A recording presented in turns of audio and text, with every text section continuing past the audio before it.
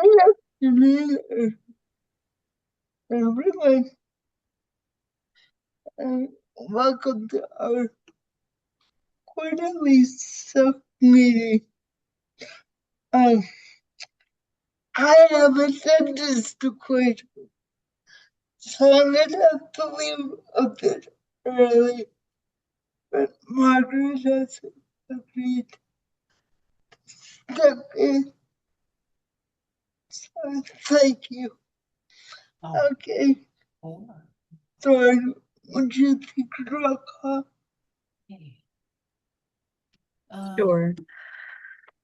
Julie Weissman Steinbach, Here, Sabra McWhirter Clark,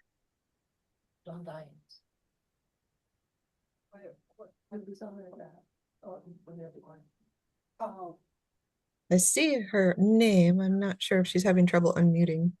I'm here. Yes, thank you. Thank you, Sabra. Margaret Marcucci. I'm here. I know Linda Voivoda is excused absent today. Ace Patrick. I don't see her yet. Dee Dee Formaster. I don't Dee see. Dee's just getting on. She'll be there in a minute. Great. Thank you, Margaret. Mark Tatter. I'm here. Sheena Childers. Present. Randall Owen, he also informed me that he wouldn't be able to make it today. Lori Lutu. I'm here. Okay, when we do have quorum, Julie. okay, great. Would you read the preamble for the public comment? Yes.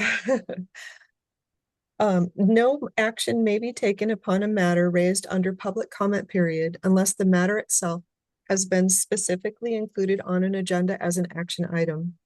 To provide public comment telephonically, dial 1-253-215-8782. When prompted to provide the meeting ID, enter 929-904-1434 and passcode 707401. Comments will be allowed at the beginning and end of each day and will be limited to 3 minutes per person. Persons making comments will be asked to begin by stating their name for the record and to spell their last name and provide the secretary with written comments.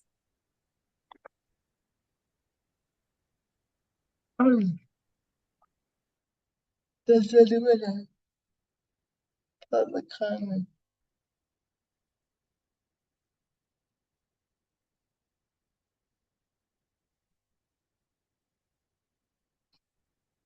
I don't see any. Do you? I don't see any either, Julie. Okay. Moving right along.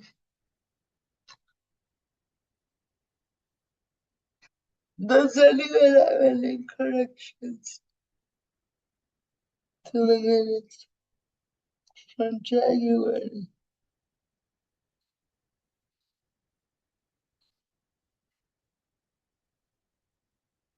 Do I hear motion to?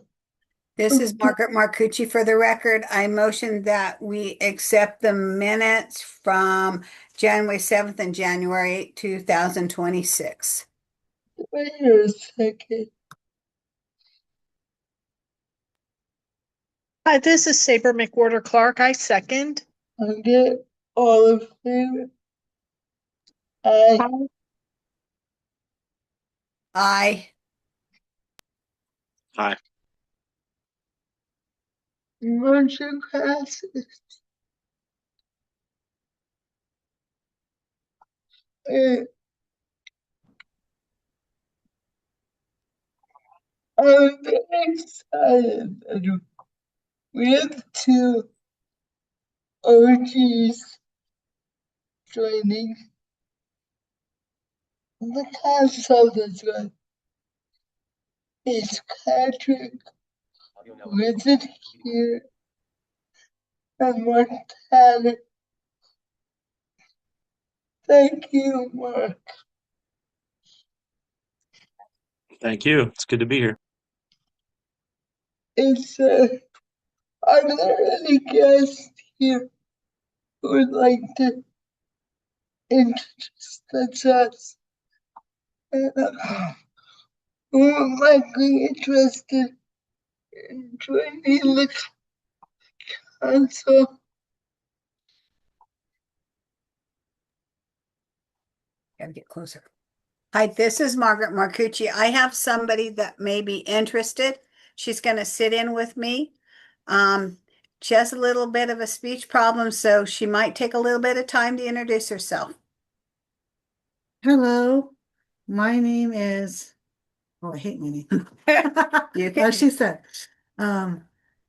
it's Kris Chris Sandal, and I'm interested in participating and helping with this. Anything else I need to share? no, Okay. she's going to sit in with me and see what it entails. She has been driving me nuts to do this. I have been. Well, welcome, Chris. And Thank I see Ace has joined us. Ace, welcome back. And I take, can I? Hi, this is Ace. Thank you. Thank you, Julie. Sorry I'm late. I was having problems getting in to Zoom for some reason from the website. So I don't know why, but finally got in. Well, you're here now, so good to see you. Anyone else want to introduce themselves?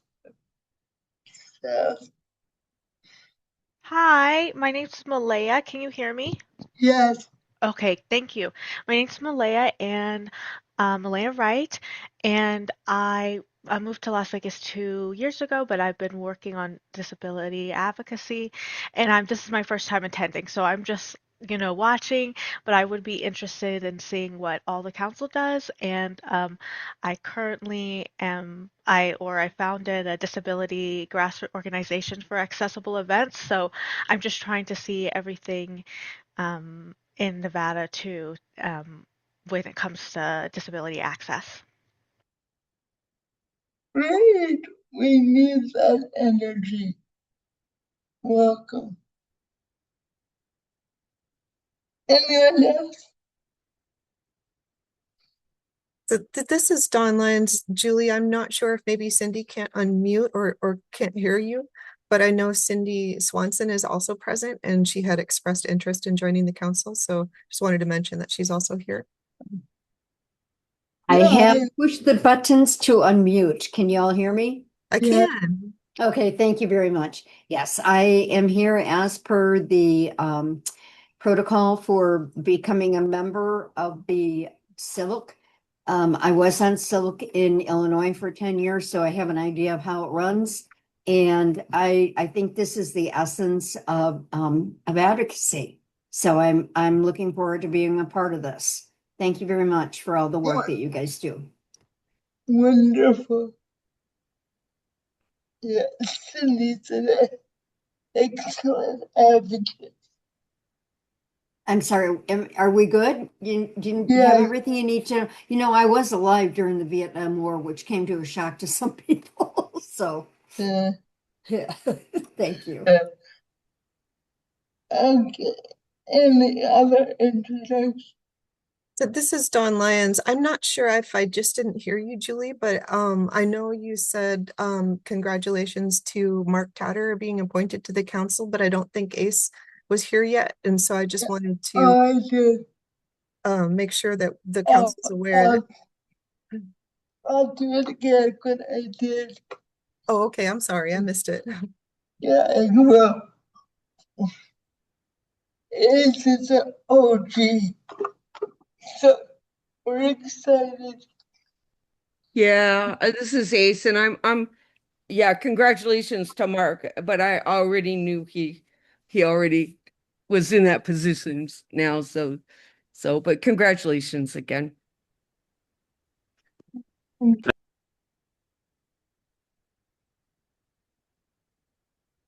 And that I'm not sure. I know, Julie, you said that you did mention it, but I'm not sure if that was understood just now that Ace is also a newly appointed member of the SILC again. So welcome and congratulations, Ace. Ace, thank you. Thank you, Don. Congratulations to all our new members. I'm very excited. Thank you, Dee Dee Formaster, for the record.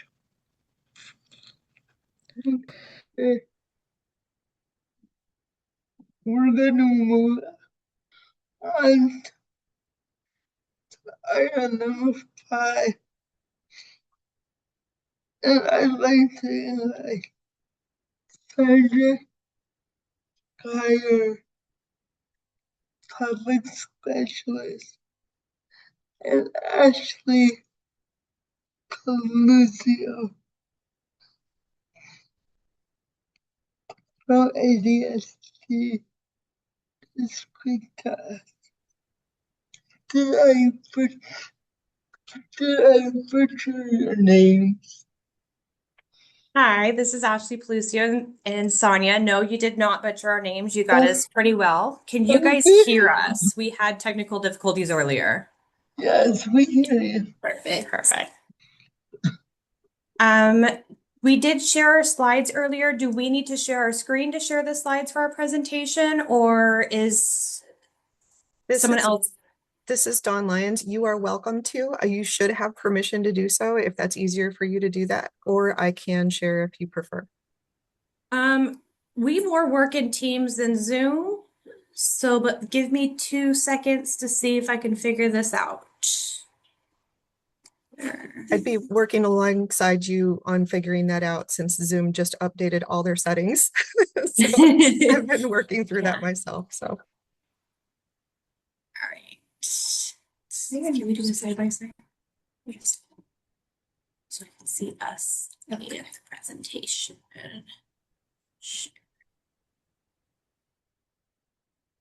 All right. Start.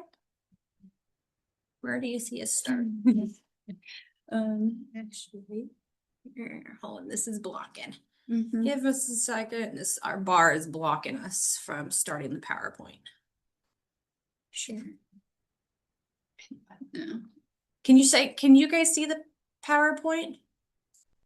So I can see it, but it's a lot. It's like your picture and the PowerPoint are next to each other and they're very small. So let me see if I can adjust that setting really quick. I'm looking. Did that change? Oh, that's better. Yes. Okay, Perfect. so we can't see ourselves, so ignore our facial expressions. We can only see the PowerPoint. So I'll go ahead and start. So again, I'm Ashley Pelucio, and this is Sonia. I am the Focus Supervisor, and she's the Director of MFP. We both work with Office of Community Living under Aging and Disability Services Division. We're here to talk about transition and diversion services available within our units. And so this is our contact information. If anyone has questions after this meeting, we're both very open to responding and addressing them as needed. And we can also, you guys can share our PowerPoint so you have access to all this information after the meeting as well. So Office of Community Living, for those who aren't aware, we're here to support adults, people with disabilities. We have services that help individuals remain in their home. They're all voluntary-based programs. The goal is to keep people in their home, in the community, and out of that institutional care. Are the transition and diversion services within the Office of Community Living is Focus and the MFP program. Our transitional services are help to move the individual safely from a long-term care facility. This is going to include hospitals, skilled nursing facilities, rehab, back into the community. We work alongside the individual, their support system, and the facility to determine all of the needs that are going to be needed to follow up on community referrals.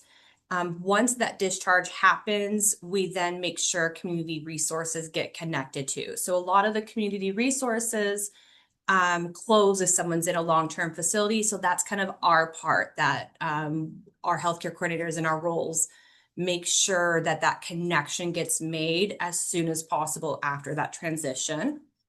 Individuals must live in Nevada and be medically released to return to the community, whether that be their own apartment, a family's home, a friend's home, or some kind of a group home or assisted living facility. A little bit about the Money Follows the Person demonstration transition services. For Medicaid eligible individuals, transition services may include MFP funds to support housing navigation, home accessibility supports, safety tools such as an emergency response system, and this does include up to $3,600 in one-time transition costs. So those could cover security deposits, basic furnishings. To receive the Money Follows the Person demonstration transition services, individuals must be enrolled in Medicaid, with Medicaid paying for at least 1 day of that inpatient setting, have lived for 60 consecutive days in a qualifying inpatient facility, so such as a hospital, nursing facility, or intermediate care facility. And if living in a group home, it must be a small setting, so with no more than 4 residents. All right, so that's most of our transitional services. So the diversion services that are also offered is just for those that are at risk of potentially being admitted into a long-term care. So we can also get out to the homes to do assessments to determine why this individual keeps going to maybe the emergency room or contacting I am totally blanking, like paramedics because they fell consistently and they need that assistance to get up. So we do have that diversion. Really the only difference is we're doing one assessment and a transition and focusing on returning to the community. And then the other one is just trying to make sure they never get admitted into that facility. Again, you just need to reside in Nevada and be at risk of that long-term placement. So our healthcare coordinators are going to, again, work with facility staff and family and the support system for transitional and diversion services. It's all going to start within the focus healthcare coordinator role, where they're going to call an individual once a referral is received within 5 business days to gather the rest of that background information of how to coordinate their services. We're going to coordinate the assessment and create an individual plan. At that point, we are going to determine if they are a Medicaid eligible individual. We will then guide them over to the MFP to work on all those housing coordination and potentially accessing that one-time fund for that transitional case. And then we just do routine follow-up. So right now it is required follow-up is monthly, but it is adjusted on the person's needs. So some people are able to navigate some of their phone calls and referrals on their own, while some other ones need a little extra assistance. So we will do sometimes a bi-weekly call versus a monthly call for individuals. It's all very person-centered based on what their needs are. And then if someone would like to apply, you just need to complete the focus referral. That will get you into all the OCL transitional diversion services. That is on the ADSD website. It is in middle of being changed, so definitely keep looking back there to get the most current referral source, and it can be dropped off, it can be faxed, it can be emailed. You can even call into our office with the customer service phone number that's listed, and it will get sent to the customer service team, and they will navigate that referral process for you to get it assigned out to a healthcare coordinator. And that's really it. Do you guys have, I'm going to go ahead and stop sharing my PowerPoint so I can see your guys' faces. Do you have any questions?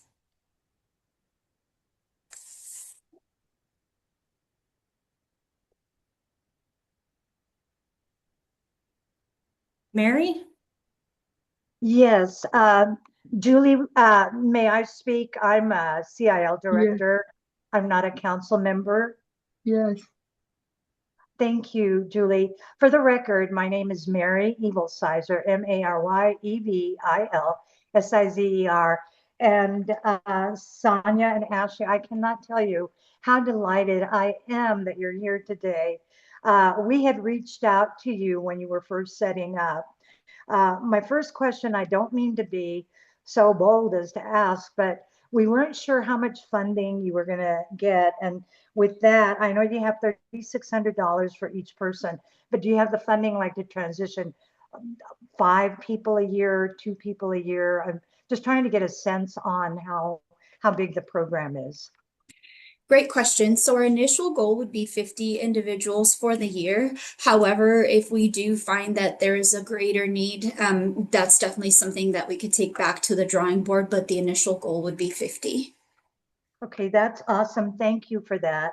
You're And welcome.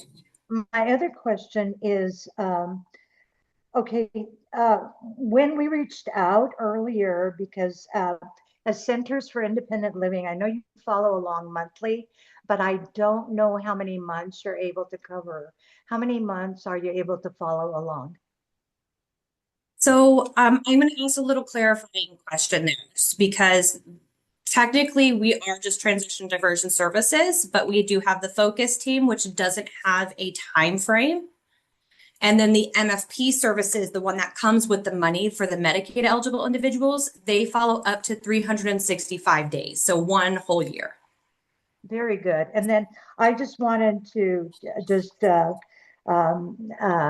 a shout out again that Centers for Independent Living, we don't have an end period for follow along. So, you know, we're really interested in partnering with you for wraparound services. And then I realize that you work only with individuals that are in institutions. Is it fair to say it's nursing homes only, or is it group homes, or can it be mental health transitional homes? So right now, Focus has options. So it does not have to be a nursing home facility for Focus's wraparound services. You can be in a hospital, you can be in the community. If you are in a community and not currently institutionalized in some type of a medical facility, you just have to show a pattern of a medical need for that wraparound support from Focus.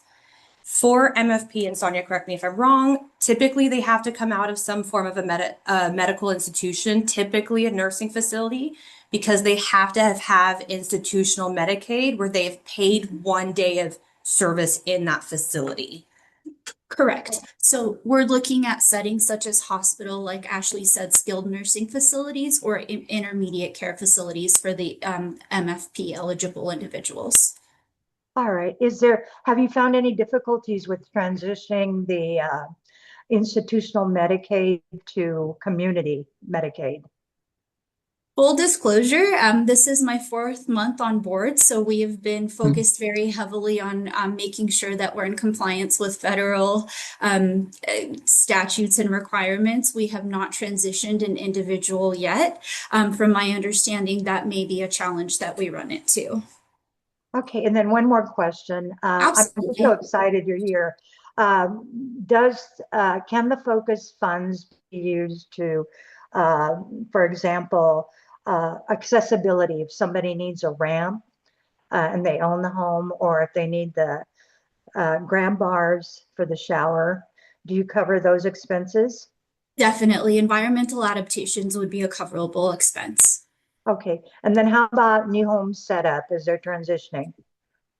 Yes, so basic furnishings, beds, pots, pans, etc., would be eligible under the MFP demonstration. Okay, wonderful. Okay, and then how about the first and last month's rental deposit and applications? Definitely something for us to be able to provide. It would just depend on how far we can stretch that 3,600 for lack of a better word, but first month, last month, and security deposit are all covered expenses. All right. At our center, we spend a lot of time, like at our sister center, looking for housing. That is a challenge. So maybe we can partner together to see what you know, what we know, to try to help individuals find affordable and accessible housing, because as we know, that's becoming a major challenge. Okay, I will be reaching out to you again and we can have another Zoom meeting. And I'm sure our sister center with Mark Tater would be interested in. To be honest with you, right now we're working on a lot of institutional transitions, but we're finding that those transitions are from transitional housing for individuals with mental illness, and then also transitional housing for veterans. But just to have you there and know that you can cover 50 is so exciting. And I do want to thank Dawn and John Rosenland and Julie, of course, and all of our council for having you here today. And I'm sorry I'm hogging up all the time, but I will reach out and we'll set up. Now, do you have an office in Northern Nevada and in Southern Nevada, or is it, how does that work? So for the And then we're gonna let other people ask questions.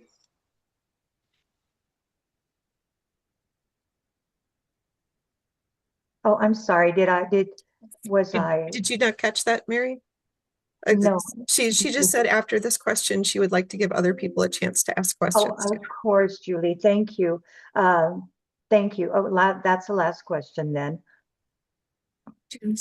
So we do have a northern and a southern office where there are individuals within our units that work out of those offices. Currently, most of our individuals are based in the South, but we do have employees and workers up north as well. So based on the situation, we can definitely coordinate something out. Mary, I know we've emailed in the past, so feel free to reach out to me and we can definitely coordinate some more after this. Very good. Julie and council members, thank you so much for the opportunity to ask questions. Okay, Margaret. Dee Dee was before me, honey. Okay, Dee.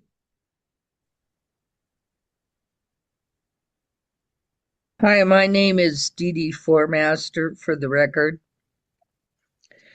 I have a gentleman who left the facility, and I am now transitioning him into a apartment that's kind of wheelchair accessible but needs some help. And there's not a lot of wheelchair accessible apartments here in the rural areas. They're far and few between. And so what you do is you get an apartment that'll kind of work, and hopefully it does the trick.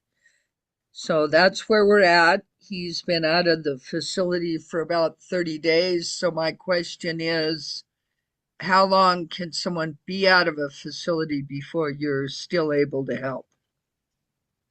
So I would suggest definitely submitting that focus referral, because focus can jump in and become a supportive role. We look at 6 months for focus.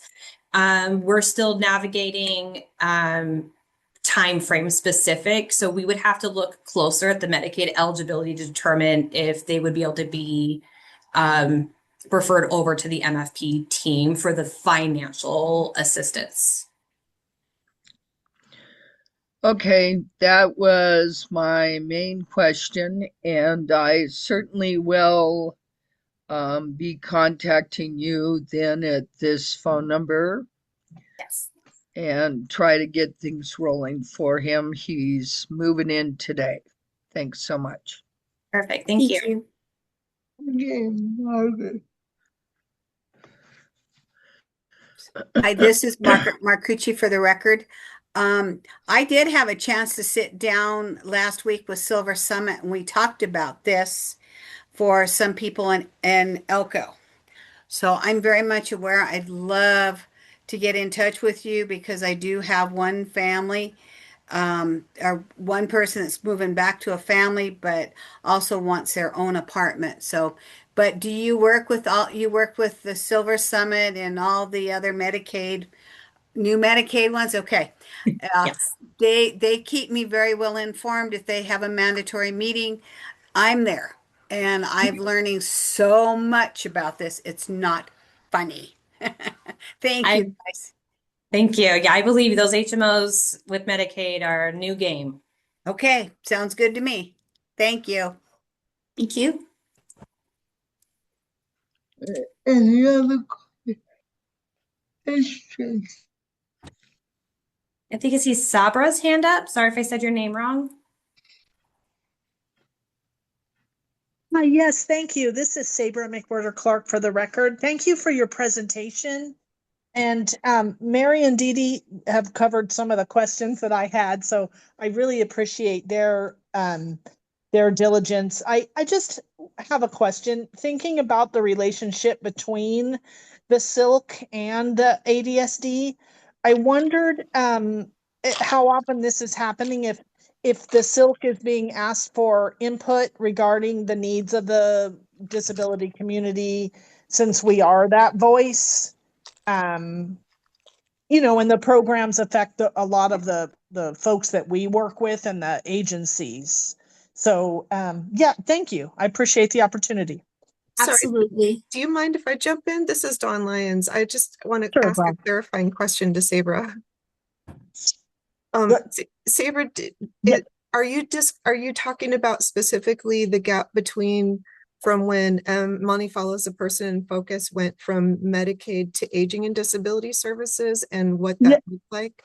Yes, so thank you. I maybe wasn't super clear on that. Yeah, I didn't know if when those changes occur, if the SILC is asked for input on that or asked for information, if the programs are changed to a different entity, or sometimes I know they're outsourced. And I was just curious about that. Great question. Thank you so much. So, as mentioned previously, MFP is just getting started again. As we continue to develop the program, we will definitely be seeking your input. We are actually looking to start quarterly meetings, so I think those invites are forthcoming. Great. Thank you so much. I appreciate You're that. welcome. Good.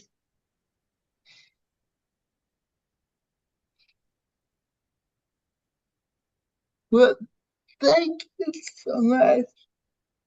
And we look forward to hearing from you again and again and again. Thank you, guys. Likewise, thank you for having us. This is Dawn Lyons. Can I just ask one question? Yeah. I was still kind of left hanging, I think. I wasn't sure if you answered and I just missed it. But was that something when Sabra asked if this program was being outsourced? And I guess that means like sub-awarded out to the community, right? Or if it's being handled internally through Aging and Disability Services. Did you answer that and I missed it? No, I'm so sorry, I did not. So transition coordination, helping individuals locate housing is the part that is being subgranted out. Everything else remains within ADSD. Okay, thank you so much for clarifying that. You're welcome. All right. Well, thank you, guys. Thank you. Thank you. Well, we're going along quicker than we anticipated. So we're going to do item number 6, and then I have to go. So, Jordan, I have been looking at our bylaws, especially when it comes to subcommittees and our DSC, and we came up with proposed language. And Dawn, could you sing more, please?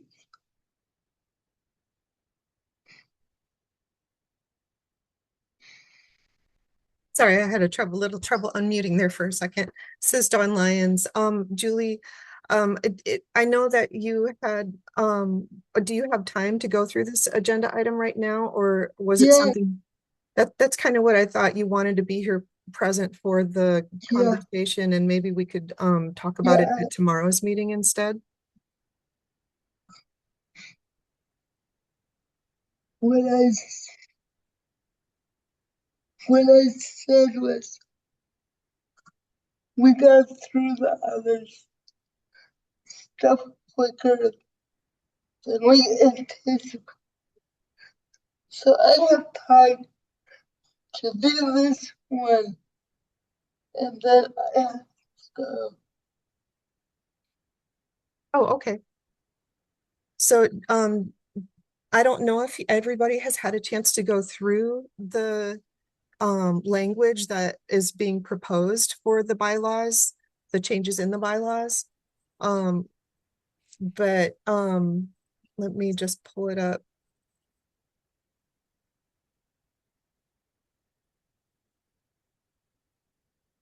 Oop. Working on two different computers here. Let me pull up the right one. Okay.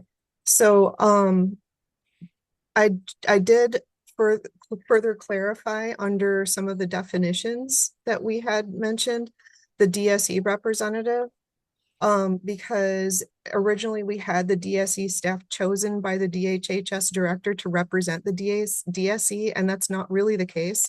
It was something that we were looking into, and I'm not sure how it got in the permanent changes, but my proposed change to that was that the designated state entity staff chosen by the current state agency administrator or director to represent federally mandated DSE position on the council. And so that, I thought that was more clarifying in that regard, and it was more accurate.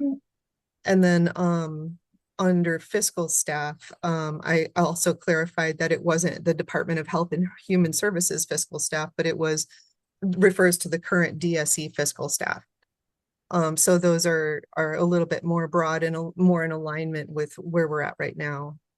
And then to scroll down to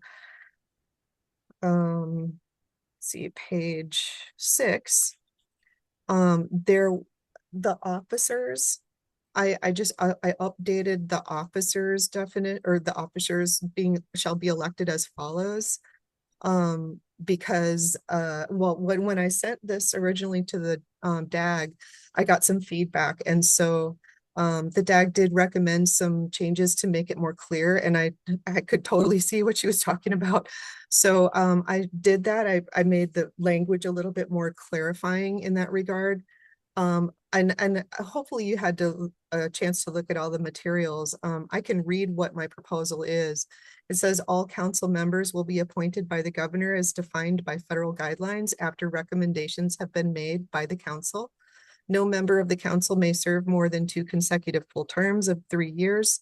7056B, that's the place in the Rehab Act where you can find it.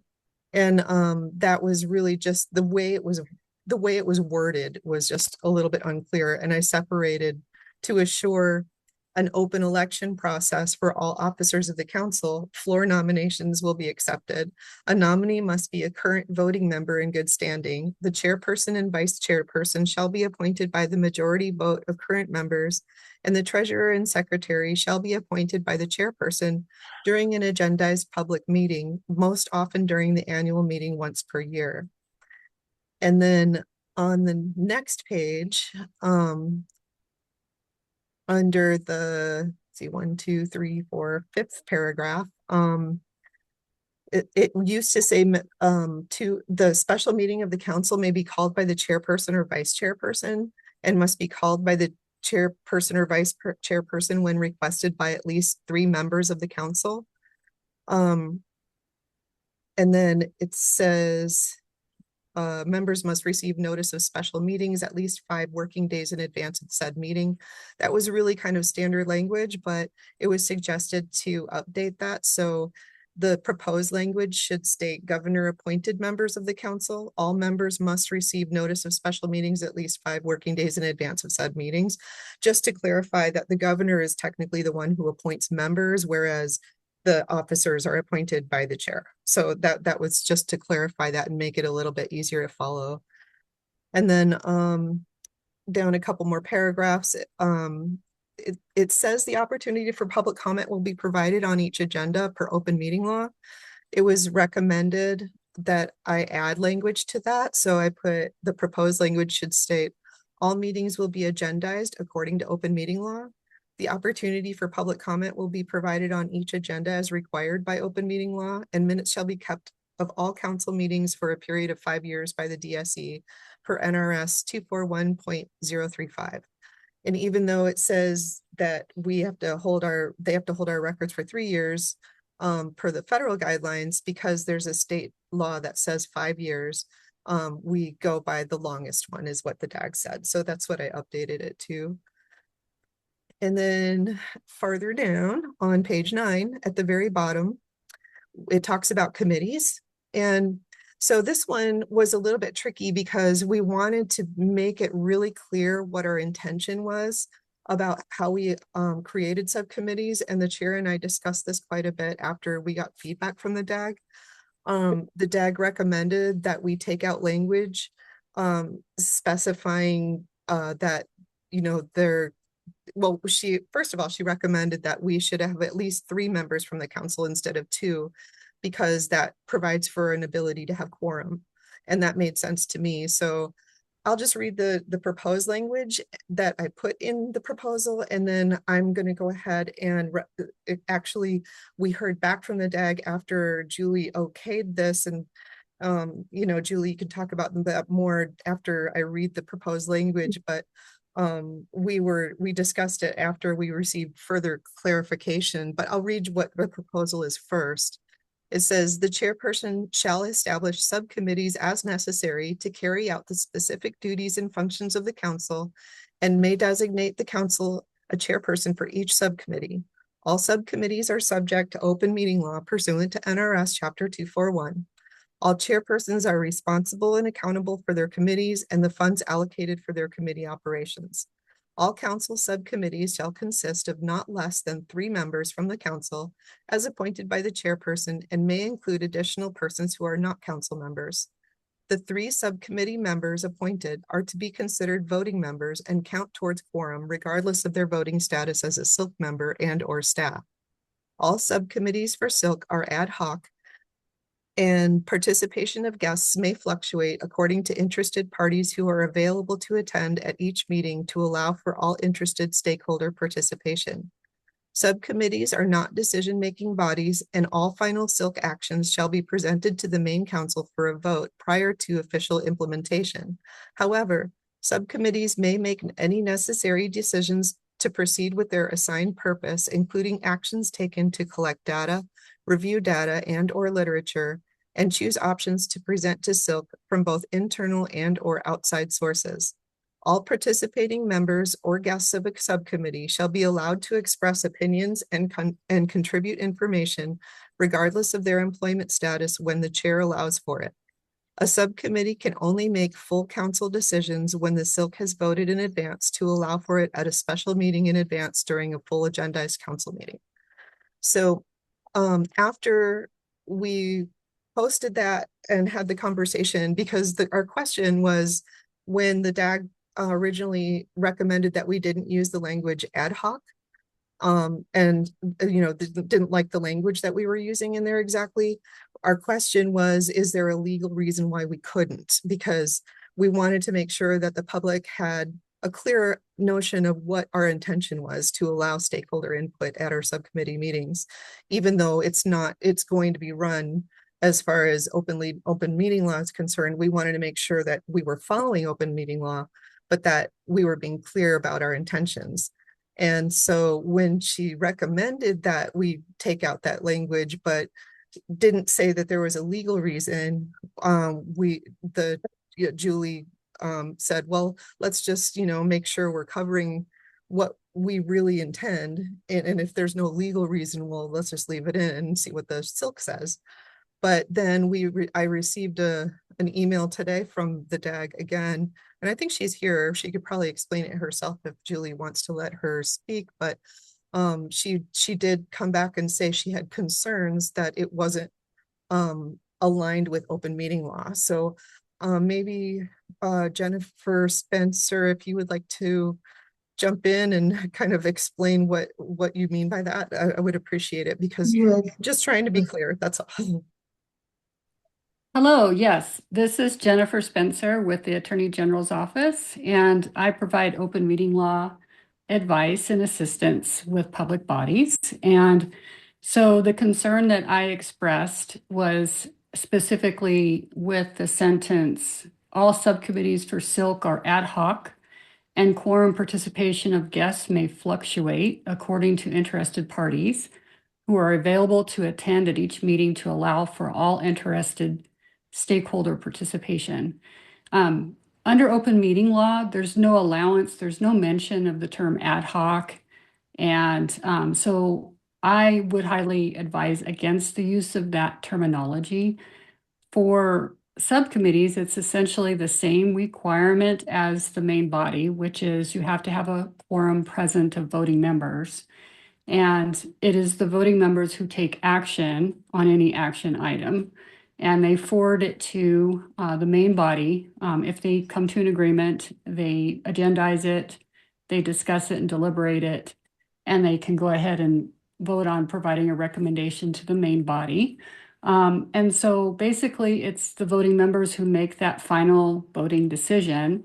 So one way to ensure that all participants, regardless of whether they're members of the public or actually members of the main body or some other participants, what you can do is after each agenda item in that subcommittee agenda, you would have it open for public comment. And that would be the opportunity for any other individuals to come and express their thoughts on that given topic in that agenda.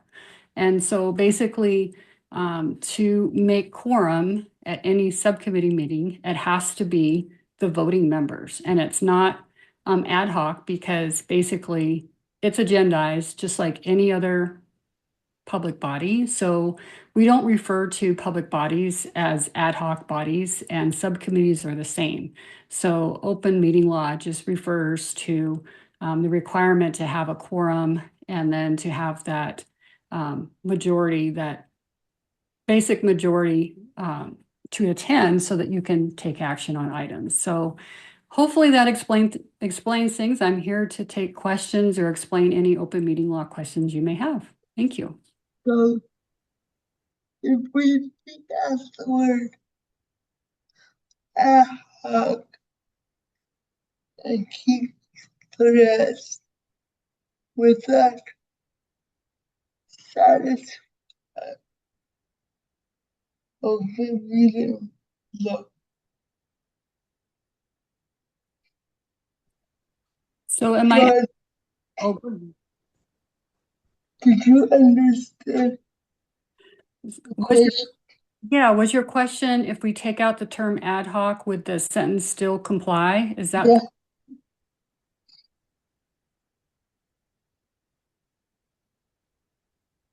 Yeah, that is the question. So I think rather than the current sentence, I think in order to express that it's not just the participation of guests that can lend to whether a quorum exists or not, the sentence should probably be reworded.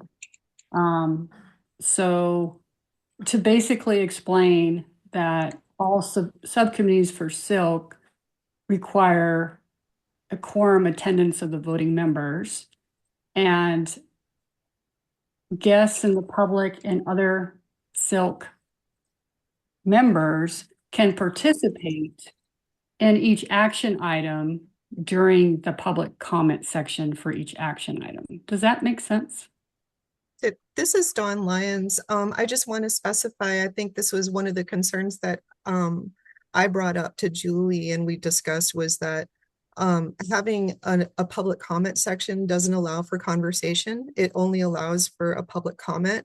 And so that kind of negates the purpose of the chair being allowed to accept someone from the public to be able to speak, such as in this case, where you're speaking on this and you're not a member of the council, but because it's at chair's discretion, and it's important that we get your input. That's kind of where we were coming from. So we were trying to figure out a way to rephrase it so that that made more sense. But I hear what you're saying. And I think if we take out the ad hoc language that you're talking about and make sure that we're not saying that the quorum can change necessarily. I think if we take those two things out, I think then it aligns more with open meeting law a little bit better. And if we can just simply say something like at chair discretion, the public may or may not be allowed to express their opinions during subcommittee meetings. I mean, that then it sounds like it's following open meeting law better, right? Yeah, so what you could do, and actually, if you have a public comment period during that action item, I have actually seen interaction between the person that's speaking and the board and the members. So it's up to them if they want to do that, really. So there could be a conversational interaction, actually. So, and the other thing too is if you're going to decide to have a public comment period after each action item, you have to do it for everyone. You can't be selective. Does that make sense? So you can't decide, well, at the chair's discretion on this agenda item, you'll open it up for public comment, but not on another one. So if you decide to do that scheme, you can have general public comments at the very beginning and at the very end each day. And then you could also, after each action item in there, so essentially it would be brought up, the agenda item would be brought up and presented. And then there could be deliberation with the board members, and then it could be opened up to the public for comment. There could be a conversation in there if you chose to do that. But that way you're allowing that participation of others who just want to join, but still maintaining the open meeting law requirements of only, counting the quorum as the voting members who show up. Does that make sense? Yeah, this is Dawn Lyons. That makes absolute sense to me now. And I totally follow what you're saying. And I think I can update the language to reflect what you're saying there. Honestly, that was a first for me hearing that public comment could be open to discussion. I've always heard in the past that it wasn't allowed to be, so that's good news. And that's actually exactly what we were hoping that we could relay to our stakeholders in our community, because we really want their participation in our conversations, especially when it comes to our state plan for independent living. So thank you so much. You're welcome. And yeah, you're right. Usually if it's just a public comment period at the very beginning and at the very end of the meeting, there isn't really that interaction because there's no agenda items really. So, it makes more sense that if it's within that agenda item, at the chair's discretion, they're allowing the conversation piece. Now, if you're going to agendize it for public comment, there's always going to be them, if the chair decides, well, I just want people to provide their input and we're not going to ask any questions and it's going to stay to that, then that's something that can be done. But it sounds like this group would very much like to have more of a conversation, if necessary, in those individual agenda items. Yeah, thank you. So this is Dawn Lyons. So let me just double check and make sure there wasn't any other changes proposed after that. I think that was the last one. Yeah, that was the last one. So I guess I'd be looking for a motion right now to update our bylaws according to the proposed changes. Wait, do we have new language for the last one? Sorry, Julie, can you repeat that? We have new language for the committee thing. But yeah, well, I don't have specific language, but I was going to get to what I was going to recommend was to put the language in that the DAG recommended for the last proposal or for the last proposed change. And make sure that we have it showing that the option for public comment or public input after each agenda item during subcommittees would be available. And then, you know, how she phrased it, I'm going to rephrase that and make sure that it's how she expressed it. And I was hoping that we could get a motion to approve it with that change. This is Jennifer Spencer. I'm sorry to interrupt. I think it might be good if we can specifically say, you know, in the motion that's put forward to vote, exactly what the language would be. And Okay. so, what I would recommend is that sentence that starts with all subcommittees for SILC or ad hoc. I would recommend that that just be taken out. Yeah. Okay. That's what I got from it. Okay, so that makes sense. So how about we revisit this agenda item tomorrow and I can have the language written out because I can't do it on the spot right now. So I can have that updated for tomorrow. That's and what just revisit. That's what I was getting at. Oh, sorry, Julie. I didn't understand that. Yeah, that's what I got. I'd like this. I'd like to see the completed edits before we vote. This is Jennifer Spencer. Yes, Dawn, if you wanted to forward that to me, please let me know and I can take a look at it before you bring it back to the group tomorrow. Thank you, Jennifer. Thank you, Julie. Yeah, so we'll table this for tomorrow. Okay, and I need to go. So, Margaret, you're it. I'm here, Julie. Thank you again. See you guys tomorrow. You're welcome. No problem.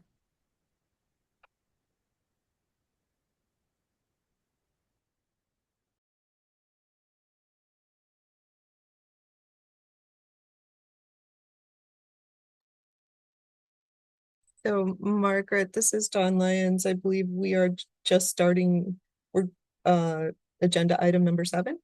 Yes, we're just starting with agenda item number 7. The update on the Youth Action Council. I think that's you, Dawn, isn't it? It is. It is. This is Dawn Lyons. So the Youth Action Council met last month and we actually had a gentleman named Travis Miserel from New Jersey present. And that took up the whole hour, but it was such an amazing presentation. He's got this really wonderful idea that he's implementing. It's a website to make voting and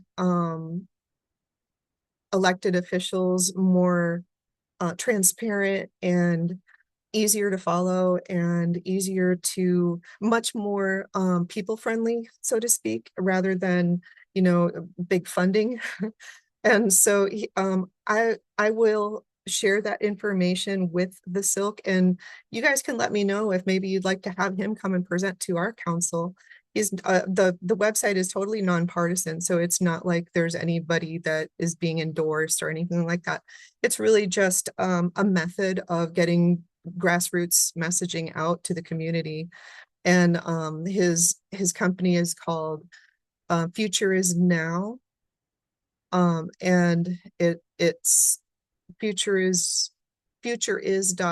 I believe is the website, or futureis.org. Both of them go to different aspects of the website. It's in its beta stage, so to speak, but their company is targeting Nevada as being one of the startups for this for the testing of this website. So that's kind of exciting that, you know, we're going to be able to get our Congress people and, you know, maybe even smaller elected officials like judges and stuff like that onto this website so that we can read more about them and understand who they are before we go out and set our votes. And the Youth Action Council was really excited to hear about it. And one of the Youth Action Council members is actually working under one of the senators' offices right now. So she was very interested in that and getting the information to her employer to see if they could get their information on the website. And so it just seems like it's going to do a really great job of helping us get grassroots messaging out, and our opinions mattering more as far as the visibility of who has an opinion and who gets to see it. So anyway, I will send that information, or I'll actually post his website information on our meeting page for tomorrow and today, so that everybody can have that. I didn't do it in advance because I just didn't think of it, but I will do that. And then you guys can let me know if you want him to present to SILC at a future meeting. But that's really all we had time for at the Youth Action Council meeting. So we're going to be going over, actually tomorrow after the SILC meeting is when we're meeting again. I'll have to update you guys next meeting to tell you how the next couple meetings go for us. But we're all getting, I know we are all getting excited about the Silver State Self-Advocacy Conference coming up in August. And then we also have the TRIP conference, the Nevada TRIP Program Conference, that's going to be happening on July 31st in Tahoe.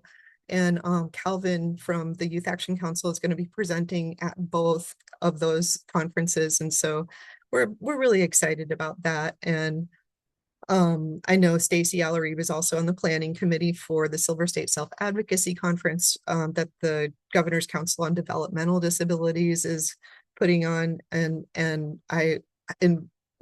SILC is actually having I invited Mel from Idaho. She's the executive director of Idaho SILC, because over at the SILC Congress conference, I saw her presentation on independent living and the independent living philosophy, and I was so impressed that I thought she really needs to come and present to Nevada about that.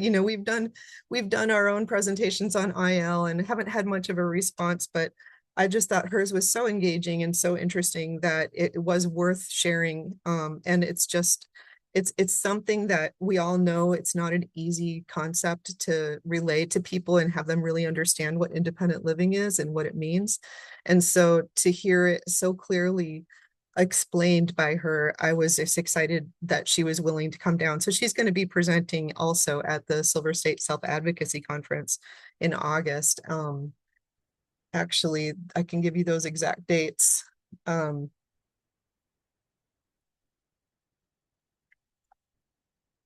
Anyway, August 3rd and August 4th.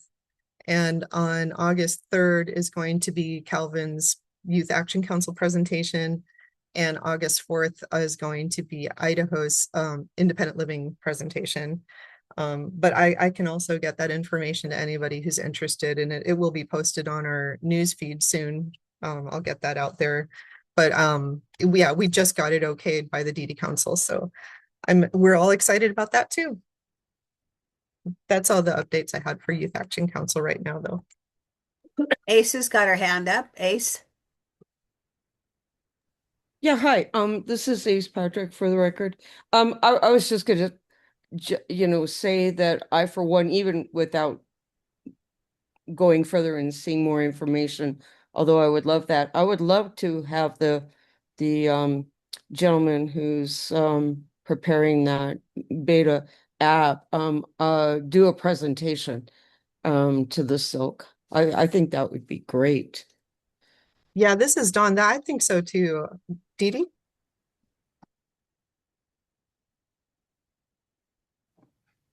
I have really been pressing for more simple language to be included, because I know before elections, I have to get together with all the rec club members, because a lot of them don't really understand about the platforms of the people who are running for office.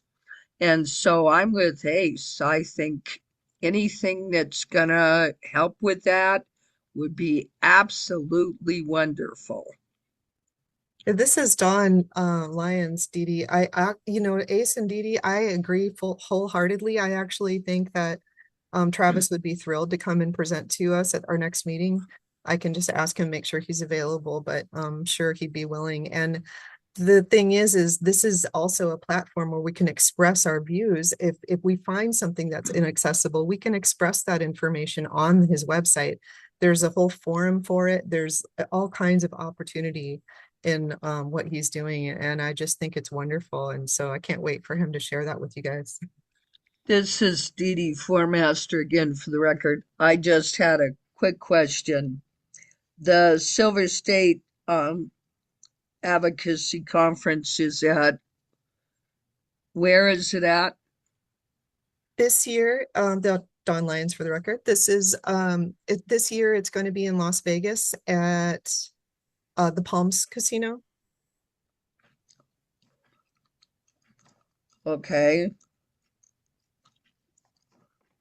I don't think that registration is open anymore for the self-advocacy conference, but you can always reach out to Rebecca or Catherine to see if they could make an exception if you really needed to get on that. I have a young man that I would really like to help be able to go. So yeah, I would reach anyway, out. I would reach out to Catherine or Rebecca from the DD Council, or just reach out to the DD Council and ask them about that, because I'm not sure what their parameters were for registration. Ace, did you have sounds any great. question? Thanks so much. Yeah, hi, this is Ace Patrick again for the record.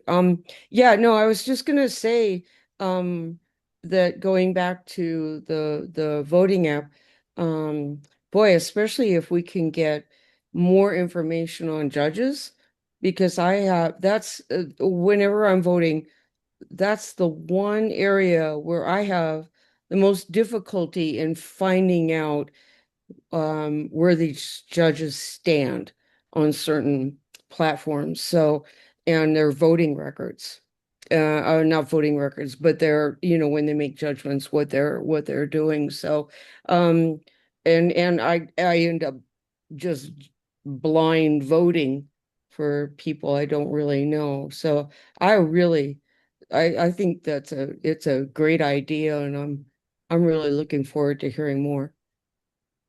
Yeah, thanks, Ace. This is Dawn. I know, and maybe we could even, promote his website or his app so that, the elected officials could, maybe they don't know about it, or maybe we could help disseminate the information so that they could get their information on his app, because it's good for them and it's good for us, right? And especially with I don't know if everybody is aware, but the proposed budget that our federal administration just put out would potentially eliminate voting dollars for people with disabilities, accessible voting funding. So that's another reason just to have a backup that works well for the community and is more grassroots oriented anyway. But hopefully that won't happen, but that is something that was proposed. This is Margaret Marcucci for the record. Dawn, that would be great, because I would have the VA representatives here, because that was one of the things we've been talking about. Chris is over here going, yeah, please, please, because I spent a lot of time talking to clients and trying to educate them on voting. Very true. Awesome. I'll invite him. Okay. Are you done, Miss Dawn? I am. Okay. Updates from Independent Living, Southern Nevada. Are you here? Mary? Good afternoon, everybody. Thank you, Margaret. Yes, I am here. Just for any of the new folks that are on, first of all, I'd like to thank Dawn and Julie and Margaret for putting on the meeting. It's a lot of hard work. Thank you for that. And then also to introduce myself to some of the new council members and some of the guests. I am Mary Evil Sizer, and I am the executive director for the Southern Nevada Center for Independent Living, and we're located in Clark County, Nevada. And we have several itinerant offices throughout the county as an accommodation for individuals with disabilities. So therefore, we serve Clark County only, and then our sister center serves the remaining counties. So that's housekeeping. Okay, let me get on with my report. I'd like to report that this last quarter, our service request increased by 39%. And not surprising, the majority were for housing once again this quarter. We did, however, we showed an increase of 71% in our information and referral calls, but we showed a decrease in our intakes this term or this quarter because we've had to just face the hard truth that when people call the center, people with disabilities, they're looking for assistance, financial assistance for housing. And we don't have that. And we're being very honest with them. We say we can offer you other resources, train you on the independent living philosophy, train you on self-advocacy, but they're not interested. They are essentially desperate just for the funds to access affordable and accessible housing. So that is the trend that's going on here in Clark County. And there's a couple of things coming up. The mainstream housing voucher program is no longer accepting referrals to put on the waiting list. So we're really hoping that will change sometime soon. And then our consumers right now are coming into the center with letters from the Emergency Housing Vouchers Program that was started during COVID as the emergency. Now, what's happening with that, what we've been able to identify is that the Emergency Housing Vouchers Program, the funding will be exhausted in December of 2026. And they're advising individuals that are on the housing voucher program right now to sign up for the HUD voucher program waiting list, which we don't know about that because we can't really pinpoint down the data, but we estimate that there's a 10-year waiting list for that. So we're waiting to see what happens at that point. If they haven't signed up for HUD, then they'll be off the program. But if they do sign up for HUD, here's the catch-22. There's no guarantee that they will get housing. And so with the emergency housing voucher, there were approximately 600 vouchers that were distributed. That was the voucher that was distributed to individuals with disabilities, homeless, and individuals who had been trafficked. So we're waiting to see what happens with that.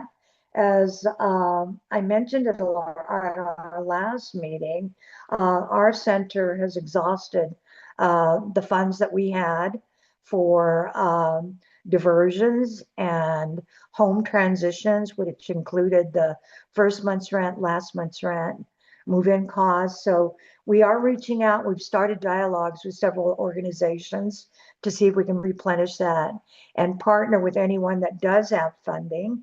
We were glad to see that Focus was here today for the nursing home transitions. And at our center, though, we work like all centers. We work with individuals of all disabilities and all ages. And we don't have an eligibility criteria that they need to have Medicaid. They can self-identify their disability. That's an accommodation that centers make. So we work with if they have Medicare, if they don't have no benefits. And that leads me to, I don't want to part with sad news about housing. It's becoming a challenge. It gets tougher and tougher. But on a high note, while we didn't have any transitions this last quarter, I do want to highlight 3 of our consumers that were just rock stars in meeting all their goals. that we've been working with them. They don't have housing, but they started out, they didn't have financing to get housing. So with those three individuals, two of them have gotten their Social Security benefits now. So they're on the way where they have the finances to actually get into housing. And then our third one just received word about a month ago that her SSDI has been approved, Social Security Disability Income, SSDI. So we're excited for her, and she's been working with us for IL skills training, self-advocacy, and with individuals like this, they're excited, they're eager, and they're very, very motivated to find housing. So that's the high note. Now moving on from housing, this last quarter we participated in 71 outreach activities. I do want to let you know that our website has taken off, and let's see, 73 of the requests for outreach functions, or 73% were from our website. It was either individuals or partners or private companies that want to learn about CILs and what we do. And 36% were on-site outreaches. And that's where we set up the booth, and then we hand out as our consumers like to call it, our merch, which is usually nothing fancy, but pens or something with our name on it. Okay, moving on from that, I did want to let the council know that following up on last quarter's meeting, several of our team members from SNCIL participated in the barrier removal training, and we're excited that Nevada was chosen for this program. So we're just hopeful to see what happens, and it doesn't matter who gets selected. I think it's awesome that they've selected Nevada to be a state where some of our barriers are going to be removed in our medical institutions. Okay, and with that, I did want to share a trend that's going on here in Clark County. The Regional Transportation Commission recently changed or updated its software package, and our consumers are reporting that it is really challenging right now to schedule a ride. So we're working with RTC, and they're working with our consumers. They've advised us that they're aware of the glitches. They're giving consumers one free ride a month while they sort out the glitches. So we're hoping that will be resolved very soon. And the other announcement that I would like to make is that, as Dawn mentioned, for the July conference for the Disability Innovation Funds, there's going to be a conference with presentations in July in Lake Tahoe, and Southern Nevada, as well as the Northern Nevada Center for Independent Living. We will be there doing a presentation for the CILs. And Mark, I hope you'll mention that in your presentation too, because that's an honor to be able to present to the parents and to the students. And following that, I want to announce today that we have booked the park for October 10th, Saturday, October 10th, from 10 until 2 p.m. again. It's Lorenzi Park for our Disability Awareness Day annual event. And I had created in the chat, and I'm going to send you that information by chat so you have it. We're working on getting our registration forms on our website, but we want to thank all of you that attended last year. It was an awesome event. Mark, thank you. And Hilda for coming down. And then Julie, thank you. And Julie's left, but Dawn and the SILC, thank you for always having a booth there to do outreach, to recruit SILC members. So again, we're hoping for another awesome event this year. And with that, I want to thank the council for the opportunity to make this report and the opportunity to let you know what the trends are here in Clark County. And so with that, I'm going to close my report. Margaret, again, thank you for everything. And Don and our council members. And then Margaret, with your permission, I'm open to any questions if anybody has any. It doesn't look like any questions as of yet. I'm going to turn it over to Mark, if that's okay. Oh, wait. Thank you. Okay. Yes, Ace. Sorry. I couldn't. You're fine, Ace. I couldn't hit everything fast enough here. Yeah. I'm sorry. This is Ace Patrick for the record. Hey, Mary, could you just speak just a little bit more on the barrier-free training? You mentioned hospitals Oh, and of course. what that encompasses. I was just curious. Is that physical barriers or other barriers or? Yes, it's you weren't here at the last meeting, but welcome and congratulations. It's so good to have you back on the council. Just to speak on that for a moment, at the last SILC council meeting, one of our members from the National Council for Centers for Independent Living spoke at the SILC meeting. And what it is every year, one state is selected by Nickel to be the state that receives the opportunity to get grant proposals from medical providers in their state. This year they've chosen Silver Summit, which is a Medicaid provider. So entities are like a doctor's office or an OBGYN, whoever works with Silver State, Who are those ACE boys? will have the opportunity to submit a proposal for a They grant think Willa looks just like you? to make their location more accessible.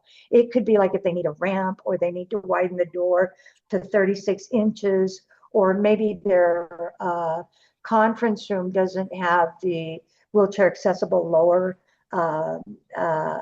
front desk to greet individuals in wheelchairs. So Nevada was chosen for that. And then they're going to select from individuals that attended the training who will go out and do the assessment. Yeah, it won't be tomorrow. Yes. So there's another It's gonna training. get cool and then it's Excuse me, gonna get Mary. warm again. Eric, would you please mute yourself? Oh. Thank you. Okay. So Ace, that explains it. I hope. This is Ace Patrick again. Yes, thank you, Mary. And when they go out to do the assessments, is that just Southern? Is that Northern? Is that, No, all the entire state. state? The whole state. Wow, that's The whole state. wonderful. That's wonderful. Thank you for the clarification.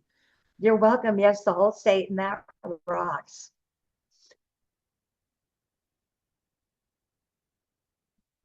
Okay, Mark, are you ready? I'm ready. Go for it, please. Okay, well, thank you. And I'd like to introduce myself. I'm Mark Tatter. I'm the Associate Director for the Northern Nevada Center for Independent Living, which is a little, if you don't know, is a little misleading because we cover everything that Mary's Center does not cover in the state. So all the other counties, top to bottom, left to right. And I've been operating as the Associate Director for the last 2 years, as well as running the Blind and Low Vision program here at our center and all over the state. I've been specifically tasked recently with programming and outreach. So I attend a lot of health fairs, a lot of presentations in front of groups, even at our April conference last fall. I am fully blind. I've been blind for 12 years, and I've been working for the center for 7 years.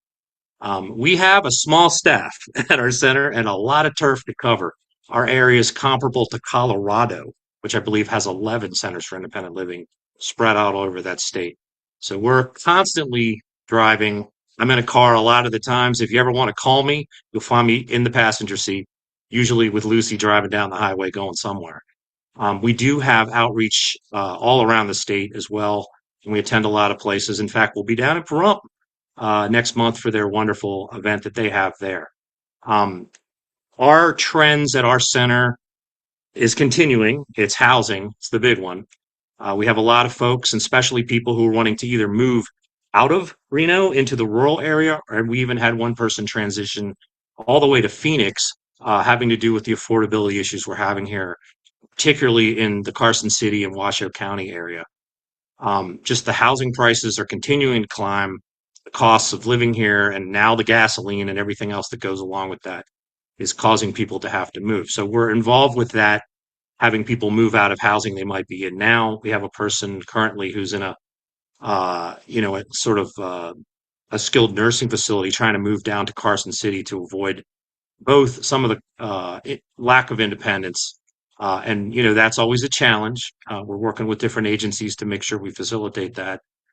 So far, we've had 3 transitions this quarter, and then another 2 in the wings. The list of housing, particularly in Washoe County, they open it for a couple weeks at the most every 2 years or so. And when we do, we have to move quickly to find a way to get people in and out. I'm very excited to hear the Money Follows the Person program because I think we have a couple candidates that we're going to recommend for that, particularly the diversion, where there seems to be a lot of that going on as well. Our center has been working specifically with the deaf community lately. We've been some of our advocates have been serving on boards, making presentations to help with that community that's often underrepresented. And we have the opportunity now with some very skillful people involved in our group who can also improve that service for folks so that they can stay independent, work, live independently, and everything else. Our blind and low vision program continues to be expanding.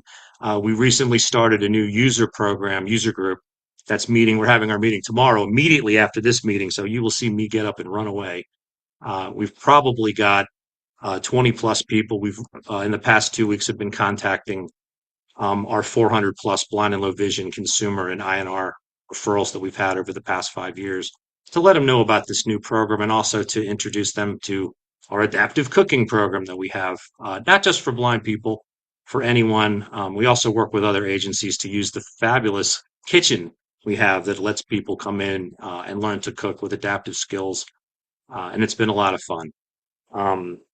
We've also been working with some other agencies that are sort of newer, Reno Behavioral Health, as well as the CARES campus, which is a gigantic sort of a unhoused, homeless shelter, so to speak, here in town. To work with them, trying to to sort of mirror what Oregon presented 2 years ago at the April conference in Chicago, where they talked about helping people who are coming out of institutional settings become really good tenants if they graduate from sort of a training program to learn how to be responsible, budget for their rent and other services, keeping the place clean, following the rules. We might be able to find organizations that might contribute to help with some of the funding that is required for housing, even accessible housing.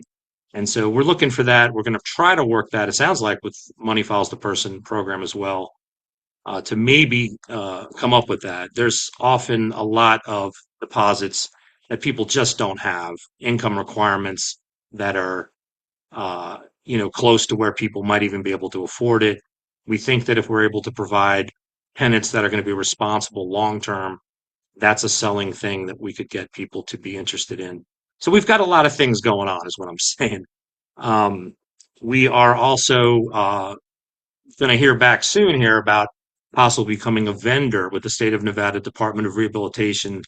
Well, not with them, but also mostly with the Older Independent Blind program. We feel that that's a very that program needs a lot of help. There are just so many people that are looking for those services. Many of our consumers are in that boat. We do not have the staffing to meet the demands that are needed. So we feel as if we can be part of that program, we could bring on more staff to specifically help cover with that while providing the wraparound services that we do with all of our consumers. We've had a very successful partnership with the I Can Connect program that helps deaf blind people gain equipment and the training. And the folks at the Perkins School for the Blind that administer that are very happy to find out that we do so much wraparound and help those people, not just with the phones and the training, but everything else from housing to anything else they need, food security, transportation security. We kind of do it all. It's almost like a feeder program to get them in so they can become full consumers with us. We also are continuing our program with emergency preparation. In the last 24 hours here in Reno, we've had 3 fires that have started, wildland fires already. So things are warming up here literally. And we're preparing and making sure that we reach out to our consumers, make sure that they have a go bag and they're prepared in case of evacuation or other emergency disasters that they need to be prepared for. We've had some folks on this board that were affected last year, and you don't realize how important it is until it happens to you. So um, we would love to maybe make a presentation on that. We talked about that this year at our April conference in Portland. We were the lead organization, both the Southern Nevada and the Northern Nevada Center were able to get up and make a presentation on that and actually talk about adding that as a goal or something that we could talk to all of our consumers at our centers for independent living about, just thinking a little bit about what you would do and what you would need to have ready to go in case of an evacuation or some other thing that would require you to be prepared. So, um, that's kind of hard to forget. Usually people don't think of Nevada and think of natural disasters, but if you live here, you know that we get them all. We even had a hurricane a couple years ago hit here. But the wildland fire is especially a big one, and it started already. Um, we've been working also with our RTC up here in Washoe County. They recently put out a survey. We did some advocacy to talk about what they were proposing. It included a fare raise, but also a switch from what's known as door-to-door service to curb, which is something that they needed to get feedback on, and we provided that both in our monthly newsletter as well as some individual calls. We reached out to folks to make sure that they commented and spoke up about what their thoughts were on that. People who need to get help to their door, they need help to get to their door. So we wanted to make sure that RTC understood the importance of that before their council went to vote on such a change in policy. That's pretty much what I have to offer. I could tell stories um, as we've had some issues relating to people being released from prison, coming out of prison without any supports whatsoever, fully blind, no help whatsoever, trying to get them stood up so that they can move back in the community and be an independent. But that's maybe a topic for another day, as that's an ongoing situation right now. I'd be happy to answer any questions though, or if I said anything too quickly, I could rephrase it slower. Um, I'm from the East Coast. That's how I talk. So I'm sorry, but I'd love to answer any questions if anyone has any. Ace has her hand up, Mark. Please. Okay. Hey, this is Ace Patrick for the record. Of course I have my hand up. No, I just wanted to say I just wanted to say how grateful I am to your center, because I have been a recipient of money for housing. I would not be in my current apartment, which is brand new and beautiful, if it weren't for the help of this center. Also, I'm a recipient of the I Can Connect program, and I was one of those people you were texting last year, Mark. Yeah. Because I had a fire in my right in our, backyard pretty much, just after moving to this brand new apartment complex. And many of us that were residents here, that are currently residents here, we were quite concerned about seeing that coming closer. So I really appreciated that about you too, texting me and checking in on me and seeing if I was going to be okay. So I just wanted to say that. Well, thank you, Ace. Yeah, we are one of the 6 nonprofits in the state that are activated during emergencies. And we talk to those folks, and when events like that happen, anywhere in the state, we're activated. We have a list of consumers we reach out to. We work with the emergency folks who we all know very well and, advise them on what to do, because we don't want there to be anything horrible happen. So we want to make sure that they're prepared as our consumers and all people with disabilities are prepared for that. Thank you, though. Any other questions? Okay, Dawn and I would like a 10-minute break. Dee Dee, that will be you and I are up after our 10 minutes. Come back at 2:47, please. Thank you.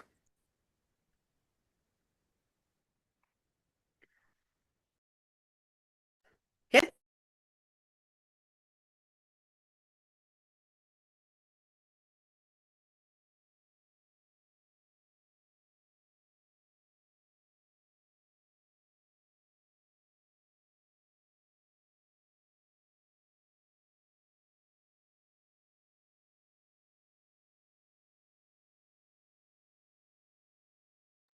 She's on. Dee Dee. She's on her phone. There she is. Turn your mic on, please, Dee Dee. Sorry, I lost all audio there for a minute. I'm Dee Dee Formaster. For the record, I'm with the Rural Center for Independent Living. We cover Elko, Carson, Lyon, Story, and Douglas counties, and we work on housing, transportation, connecting people up with resources, doing transition from nursing homes or rehab centers back in the community. And we have been very busy, of course, with housing mainly. Housing is still huge, um, a huge need here in this area.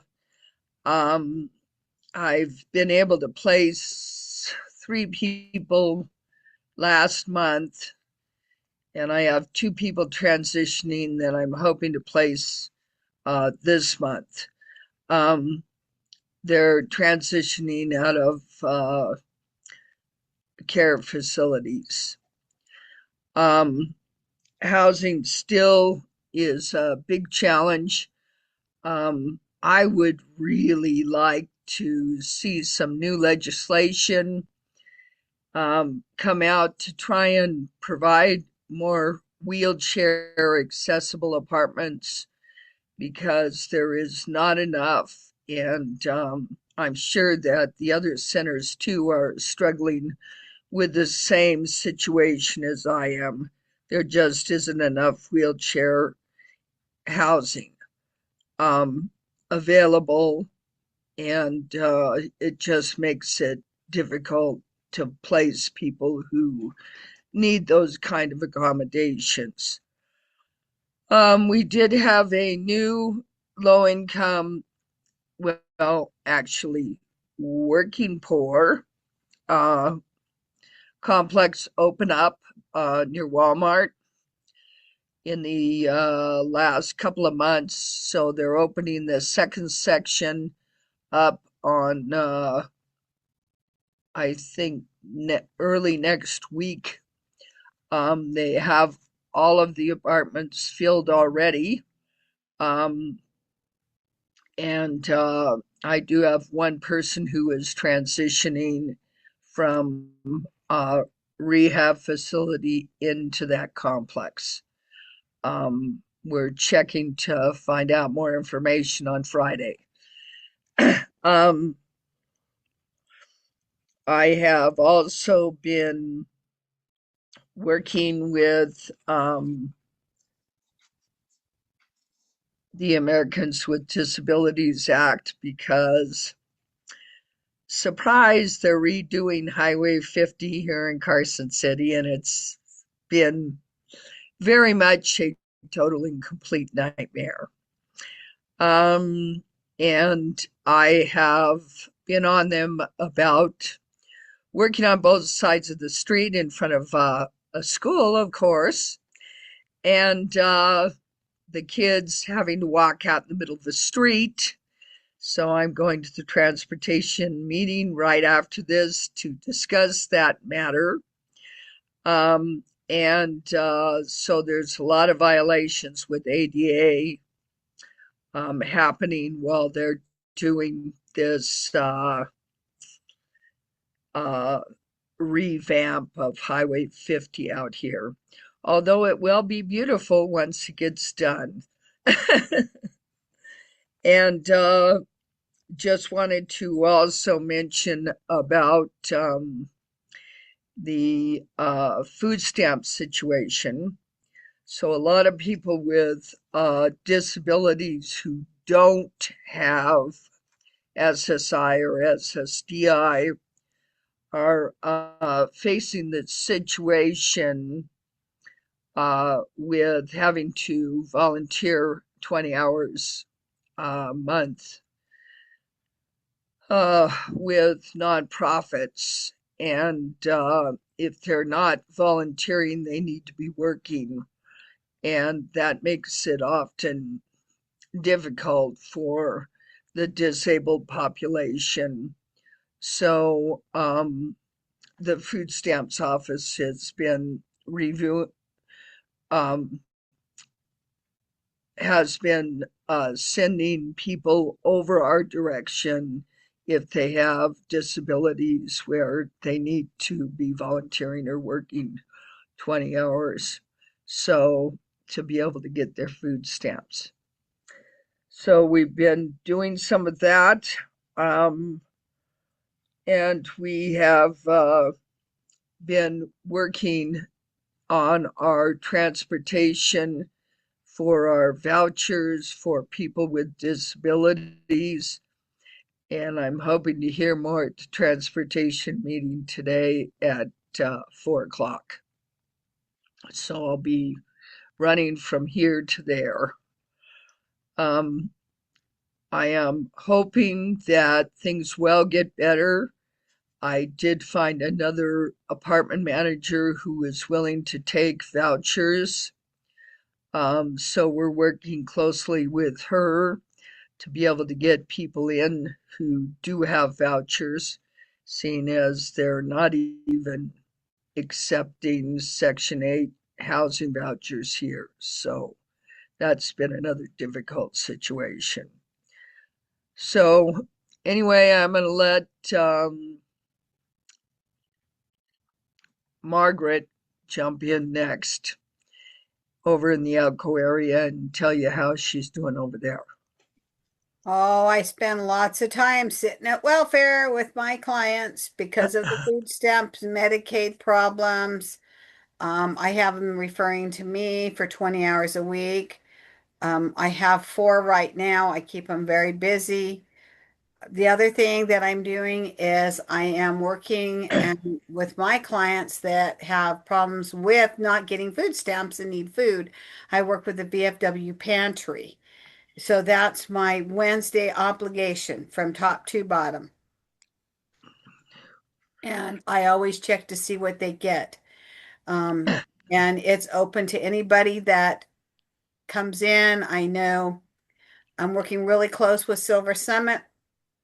We've got a lot of programs that we're trying to get going here, there, and everywhere. The VA Center, where I'm working with them, we've got some money that we can get for not only the veterans, but for other people for rent and utilities. They haven't quite released all the programs yet, but they're getting ready to. Let's see. I don't know. I run around here like a chicken with my head cut off. Attest to that one because she's like, you're going to sit down long enough. Oh, yeah. Phone hasn't stopped. I haven't stopped getting texts and stuff like that. But I had a meeting with Silver Summit over all their programs and how they're helping people in the rules. So there's going to be more to follow with them because I'm on their email list, so I get everything and anything. Let's see. We're going to the chamber meeting next Tuesday at the Western Folk Life Center. They're going to go through the new chamber benefits because we do belong. That's, other than, needing money to operate on, we just go with the flow, don't we, Dee Dee? Yep, And in every fact, day. every day. And all I'm hoping, and I'm as that next Thursday, Chris has been laughing at me, that I get released to be able to do more things. Yes. So, all right, Dee Dee, I'm going to turn it back over to you for the updates on the legislative educator. I know we want to do that again. We talked about doing that. We had so much fun last year, and just the people, just the reaction from like Bert Gurr and John Ellison. They know where I work. They ask me all the time how he's doing, how's everything doing, and it was fun. So I'll let you do the report on that one. The legislative educator was a wonderful program that we were able to have for a little while, and we're hoping to be able to do it again this year to start bringing bills together that we feel might be important. Housing, I think, is definitely needs to be on the agenda, as well as accessible housing for our wheelchair using population. Um, so I'm very excited to start working on bills here in the Carson City area for things that are desperately needed by our community. So I will hope that we can do this again soon. So thanks so much for granting us that money last year. It was really, really wonderful. And it was wonderful to make all the connections in the legislature that we did and make them more aware of the Centers for Independent Living all over the state of Nevada. So, Dawn has her hand up. Yes. Hi, it's Dawn Lyons. Yeah, I just want to say, I was super impressed with the way you handled the legislative educator program, considering where there was so much confusion around it and not as much participation with the other centers as we had hoped. And so I appreciate you including them regardless and doing your best to make sure that, you were asking for their input and that it was a coordinated effort. So I that's what the SILC wanted, was a coordinated effort, and you did your best. And we did get a lot of great information from the legislative educators. Sutter really brought us some information that really helped us, and I know that everybody benefited from it. And with the legislative session upcoming, I'm I'm really hoping that we're going to get our what the state called our provisional funding until we receive another portion of our grant, which ACL did say that we should be receiving shortly.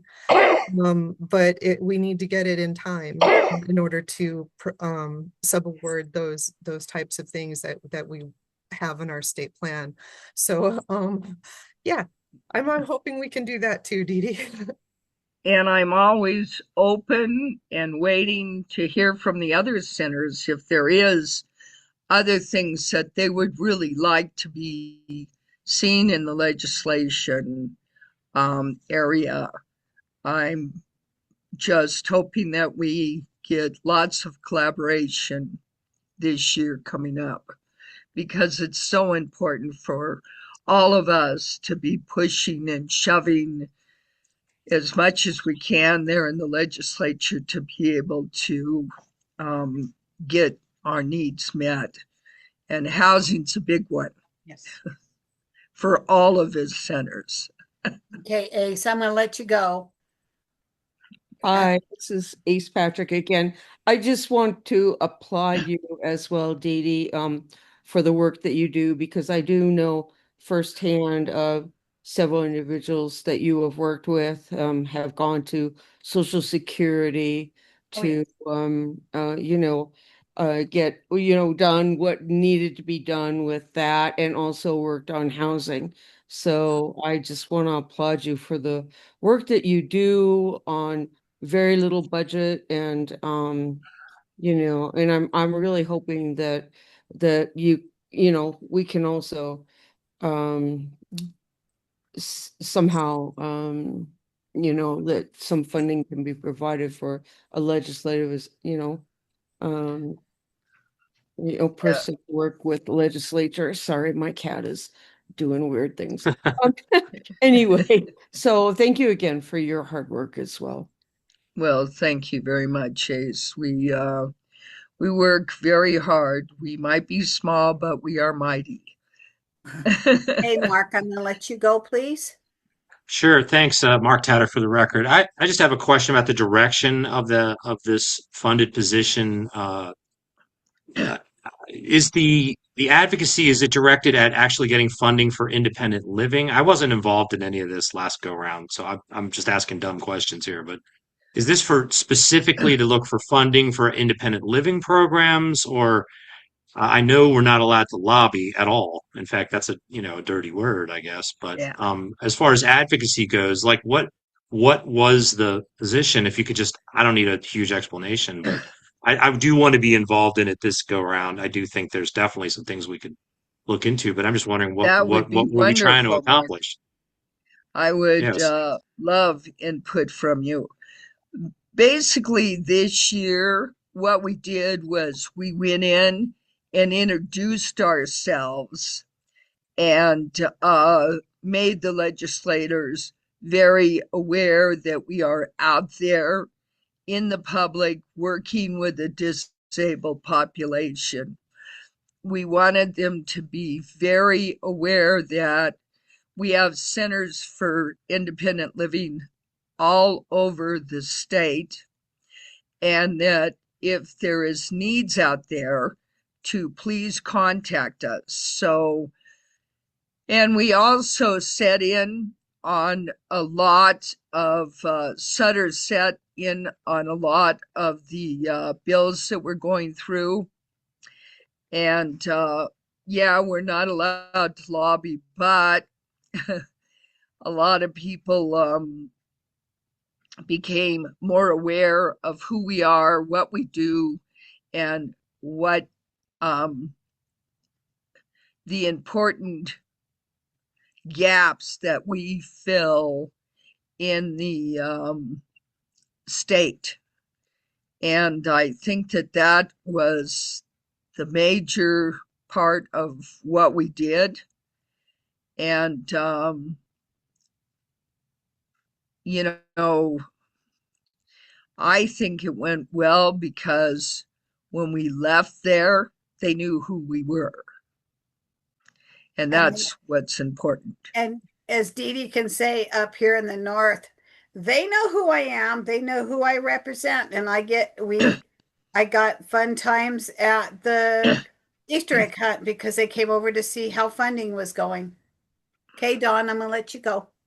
Thank you. This is Dawn Lyons. Mark, I wanted to explain the original notice of funding opportunity that went out was based on the Northern Nevada Center for Independent Living staff's suggestion that all of the centers for independent living in the community coordinate together an effort in a project of some kind. And the SILC thought that legislative education or education regarding legislature, and in both regards, back and forth, is a really good place to aim that project at. And so the original notice of funding opportunity went out, and we did receive a couple applications, one of them from the Northern Center for Independent Living, but it excluded the RCIL, which was part of the stipulation that we include all of the organizations that are providing independent living services as partners in the efforts. And so the SILC did decide to go with RCIL as the organizing agency for that. And they did make attempts to reach out to both the Southern and Northern centers and to get input on how that should look. But I think they did a great job.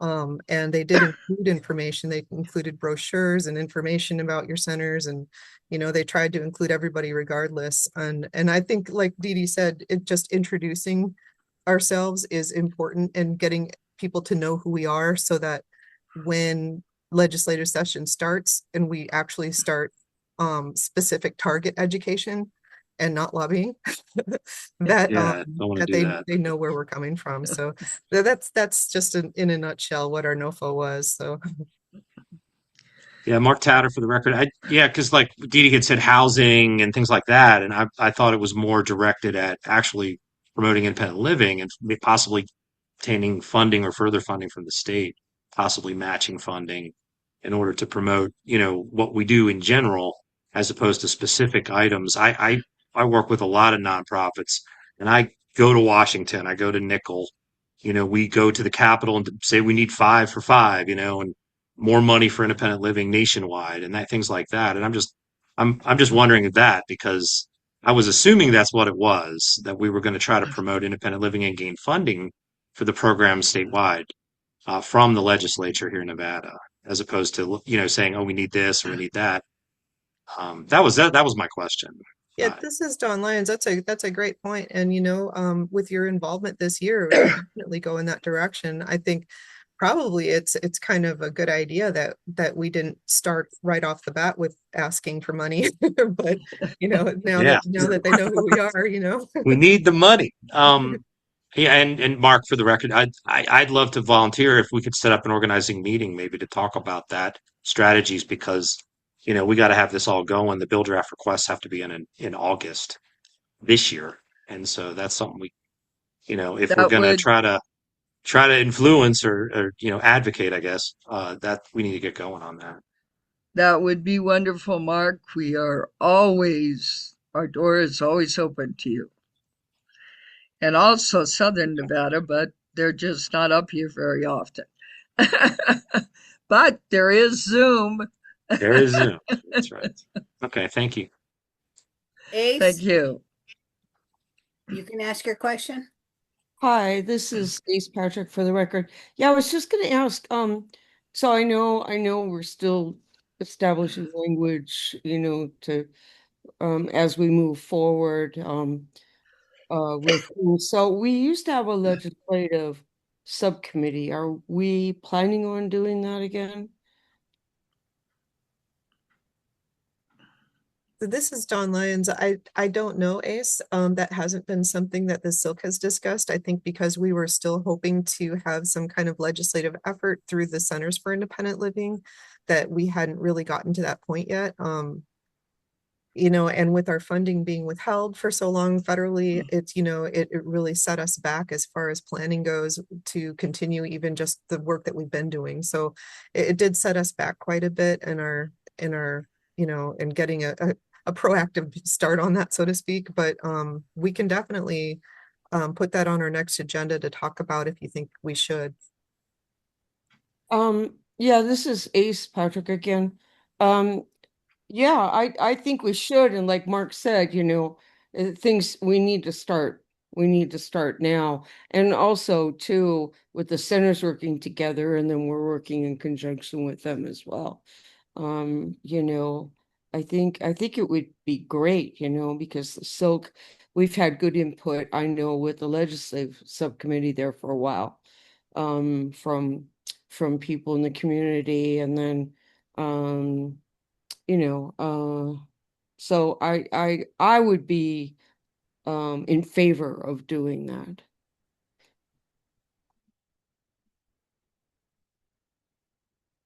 Mary, you can go ahead and ask your question. Oh, great. Margaret, thank you. I just would like to say we are a little bit of a disadvantage here in the South, but Zoom will work for us.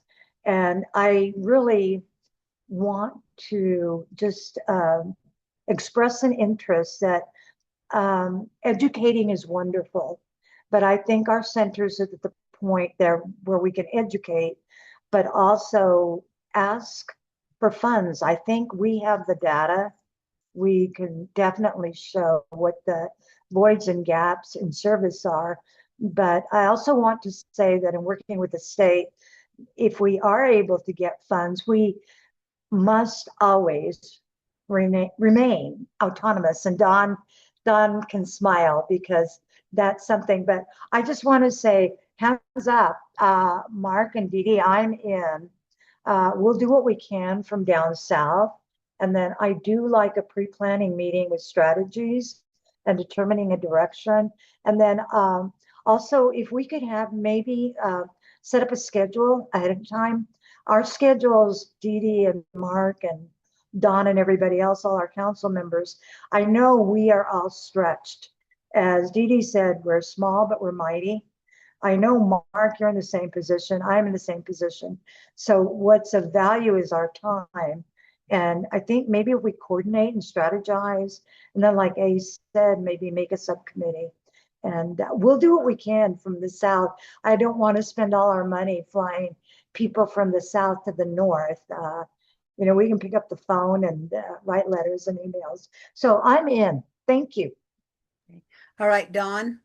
Yeah, thanks. This is Dawn Lyons. I also wanted to mention that tomorrow, scheduled on agenda item number 12, we have our discussion about our notice of funding opportunities for the funding that we're hoping to receive finally any day now. And if hopefully I'll have an answer from fiscal by then if that we've received it. But even if not, we can get started on that topic. And I know one of the options that I actually posted materials for is a request for proposals for a needs assessment in Nevada. And that was requested at the last meeting. I don't know if everyone recalls that conversation, but yeah, we have, I figured we could start discussions there, and I can talk more about it then. But that data that we collect from that notice of funding opportunity or RFP is going to definitely help when we ask for that money with the data to back it up. And I just wanted to mention that as well. This is Dee Dee, Formaster, for the record. We do have data also through the DD Council on the needs assessment that they did. And they did a terrific job out there. And so that's really wonderful that we have that data to go on also, because doing data, it's so time consuming. Well, and Dee Dee, my concern is that I love that the DD Council has done all this work and they've collected needs assessment data themselves, but it really is only for a portion of the disability community. And often there's a huge chunk of our disability community that gets left out of those needs assessments, and including that the state does. So, you know, it's really important that we get one done that's specific to our IL community. Yes, I think that the DD Council, that's a start for us, and that helps give us some kind of data to work off of. But a needs assessment has been needed for a very long time. And I just think that there's some grant opportunities out there that we need to take a look at, but for funding, because I know that the DD Council got theirs funded by a grant, which is really terrific, and that would help, I think, a lot as far as the financial drain that it may have on the SILC. And so I think that taking a look at that would be a wonderful prospect for all of us. Okay. Let's go ahead and move on, Dee Dee, if we would, please, so we can get done. So you've got a meeting too. Report discussion regarding the state assistive technology on independent living program. Is that you, Dawn? That is John Rosenland. Dawn or John? John Rosenland for the record. I'll just jump right to it. I was going to jump on and comment about your last conversation there, the data and that.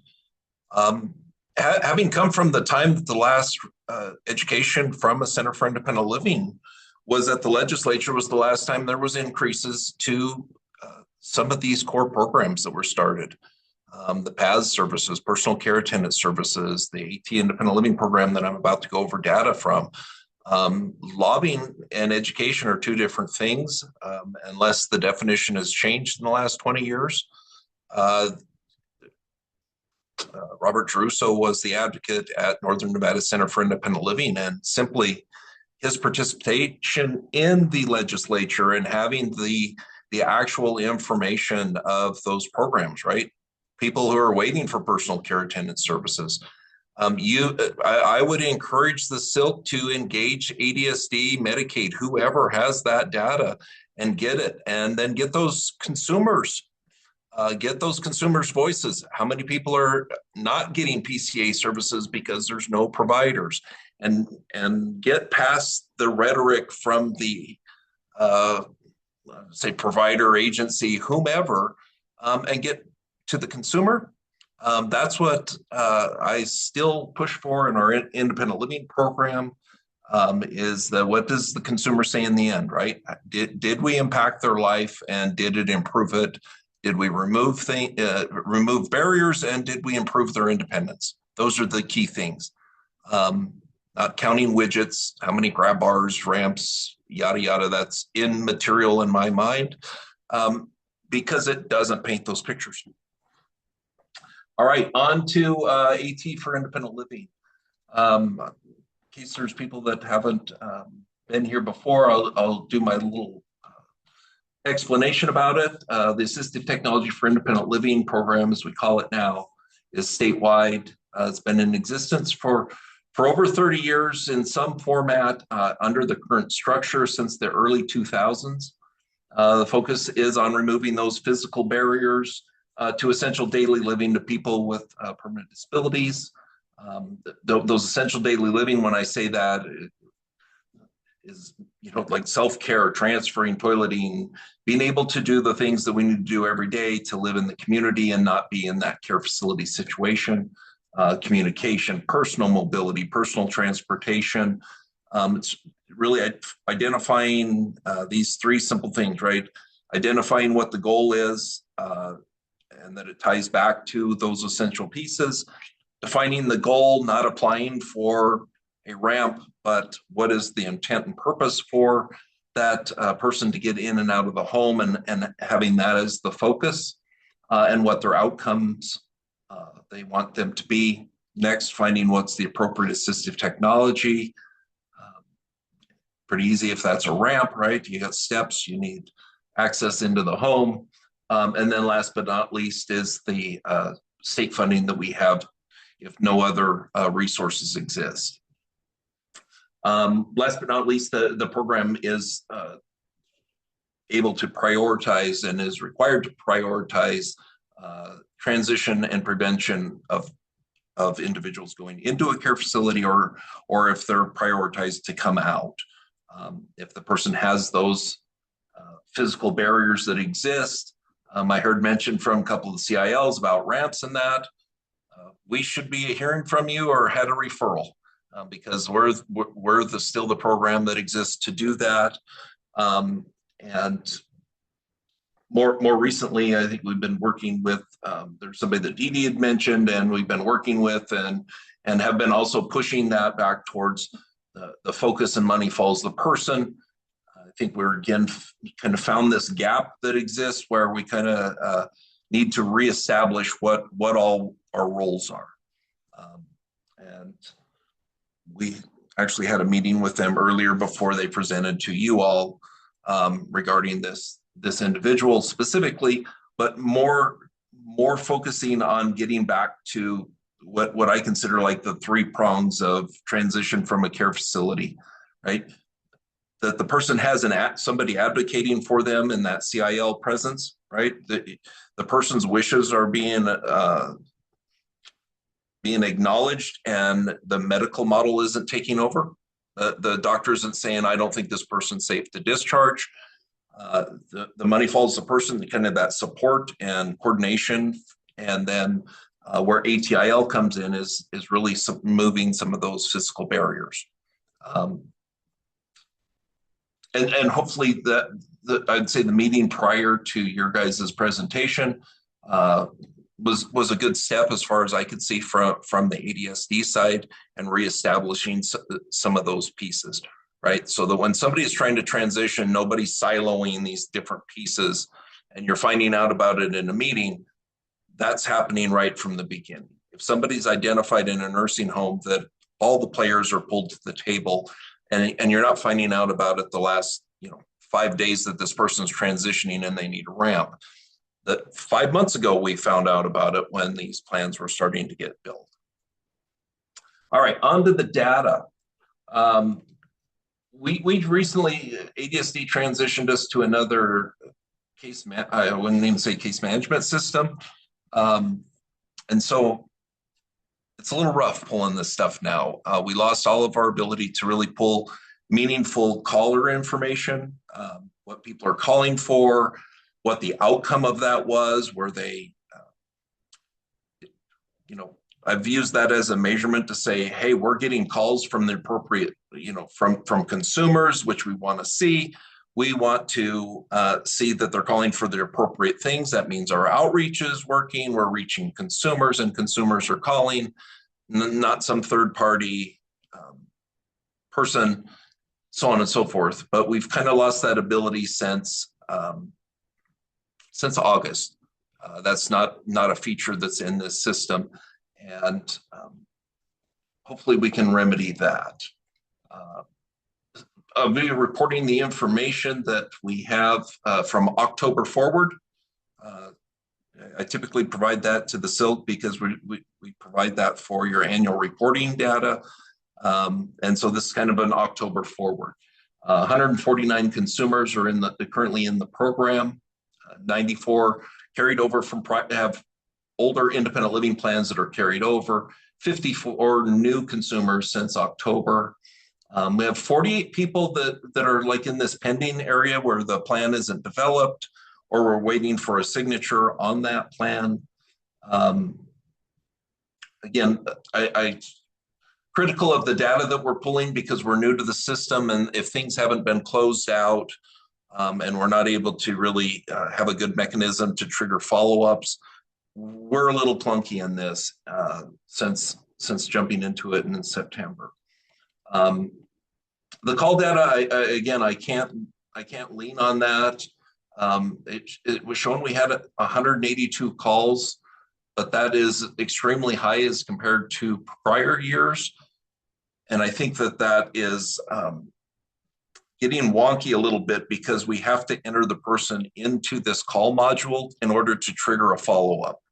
So hopefully we can get that cleared up a little bit more and have a little better idea of how many people are engaging in this program for these types of things. Again, 149 consumers, that equates to 527 independent living goals, average about 4 goals per individual. Kind of broke these down into active goals and closed goals. Out of all the 500 independent living goals that we have in there, we have 253 that are in an active status. And that just kind of breaks down to it, we're waiting for barriers to be defined or a solution to be defined, or we're waiting on something from the consumer. They're supposed to be, getting an approval from a landlord or something of that nature. And we have 16 of them that are, estimated. We're waiting for an estimate to come in from a contractor or a vendor. 274 of those goals are closed. So 209 of those were closed before this federal reporting year started in October. So, over the evolution of that independent living plan, goals are met and they could be carried over, and we capture that kind of in the annual reporting. We had 40 independent living goals withdrawn, 13 closed due to inability to contact the person. That's kind of a breakdown that we do. We're looking at that information to kind of get an idea of what's going on in the caseload, and it also ties back to the goals we have with our partner Care Chest And that is that we're looking at why people have withdrawn from goals. Are there barriers there that aren't being addressed? Unable to contact? Did we do our due diligence in, making multiple phone calls and sending letters and have that all done? According to what we have here, we had we have 8 prevention goals. So far, all of those prevention goals have been met except for one, and it's pending and open. That's it in a nutshell. I tried to run through that a little bit quick, and then open anything up for questions if anybody has any. Oh, one last thing. That I usually go through our survey data and consumer outcomes, which I did my whole little spiel about how important that is. Unfortunately, since the beginning of December, because our state agency in Carson City moved, that's where our return envelopes. Our process is that after the service is done, CareChest engages and sends the survey out, and the consumer is aware that the survey comes back to us directly. That's so the consumer doesn't have to worry about some type of offending somebody. And when that office changed, we had to stop our survey until we could get new envelopes, so that individuals aren't getting a return to sender on their survey. So hopefully we'll be caught up on that by the time the next SILC meeting comes about. You have one question. Ace, you go ahead and ask your question, please. Hi, this is Ace Patrick. John, I was curious, when working with IL and AT and modifications that need to be done, you mentioned landlords and possibly waiting on the okay from landlords. Do you find that landlords are becoming willing to make modifications if need be? Nope. Or are they more resistant? And is this something that with the legislative session coming up, is this something that we can possibly work with legislators on trying to find money for when it comes to IL and AT with apartment complexes in particular that are either already built or being built for modifications? Is that too much of a No, I'll try to cover the whole gamut, Ace, and you let me know if I get off the rails. I've been involved in this program for over 20 years. So I could probably count on both hands, like under 10 instances where there's been an issue with a landlord. I've seen the evolution of, when we had fair housing come about, and that's kind of when I started in this program on the ground level at the Northern Nevada Center for Independent Living. I think you and I met back then. And so never really had an issue with that, right? I can barely think of a few times that fair housing had to get involved where we had to have this conversation about the person's right to ask for a modification. And I've never ever had anybody that's a landlord say, we're going to require them to put a deposit down to pay for the retro going in and fixing things afterwards. So I don't know that that's so much of a barrier. I think the biggest challenge that I've seen are these things. And that's where if we've went in and put a ramp into somewhere, for some reason, I don't know why apartments feel the need to remove them after somebody moves out. Back when I first started in independent living, we thought that we were increasing accessible housing by doing this. And I've went by, I don't know how many apartments, I've done this for a long time. So you go by and you think, oh, I remember we put a ramp in there, and then it's gone. Mm-hmm. So I think that's an issue, but I think fair housing's also catching up. They do. Right? We have these basic accessible features, like the ground level ones have basic features, whereas you don't see apartments with, less than 4 units that aren't required to have ground level access. So there's that piece. As far as the funding to do it, yeah. I mean, the AT for Independent Living program hasn't had an increase since, I think, since Robert Caruso was in there, right? I came to work with the state about that time, and that was over 18 years ago. That's how long it's been, right? So that's I say, going back to what I heard Mary say, and forgive me, I think a couple people said it. Data is important, and the consumer is important. Is having that consumer voice. When Robert was down there, he had the actual data from the PAS program and actually had consumers that were getting those services. They had the numbers. They had all of that information. So when somebody was reporting, oh, everything's all bright and sunny in this program, and we do this and we do that, he was going, yeah, but here's what you didn't know, right? Did you know people were waiting 18 months before a ramp could be built? Those are the important pieces. And I'm glad to see the SILC talking about doing this type of legislative education, because I don't think that there's a fair, I don't think that I don't know that legislators don't care. I don't think they're well informed. I think that we have all of these pieces in between where we're going, hey, we're doing great stuff, and maybe that's what they hear instead of some of those barriers, right? I better ask, did I cover what you were asking? This is Ace again. Yeah, John, thank you very much. I just, with all of our talk about, the educating legislators and bills that might come up, and maybe trying to see if we can move forward with some of this through the legislative process, and maybe get some legislators to support a bill or get more money or something. Because I can tell you, even though I'm in a brand new apartment complex for seniors and disabled people, our apartments were lacking grab bars in the shower.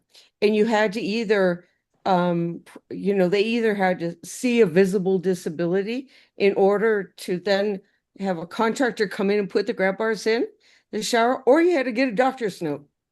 So there are people here that, as we're aging, a lot of what we need has not been built in to the apartments we're living in. And it's kind of crazy to me. It's this, other than widening the doors and it having an elevator that access to the floors. But there are a lot of things that we struggle with here and have problems with when it comes to accessibility. So I just it's mind-boggling to me that they would get money and not make every single apartment fully accessible. And on that, there's two things that you said there that I had a conversation earlier today with the focus and money follows the person. And one of them that I'm afraid of is education, and that is the use of the term ADA apartment, like it's some magical accessible thing, right? And ADA is a standard. It doesn't put a grab bar where a person may need it. I hate to hear that your apartment is using like this medical model that, a doctor has to say that you need the grab bar. So that's a really tough one. But the ADA thing, I think, it gives you this ability to say, okay, it does meet ADA compliance, but it still may not meet, right? ADA doesn't mean that there needs to be a roll-in shower in there.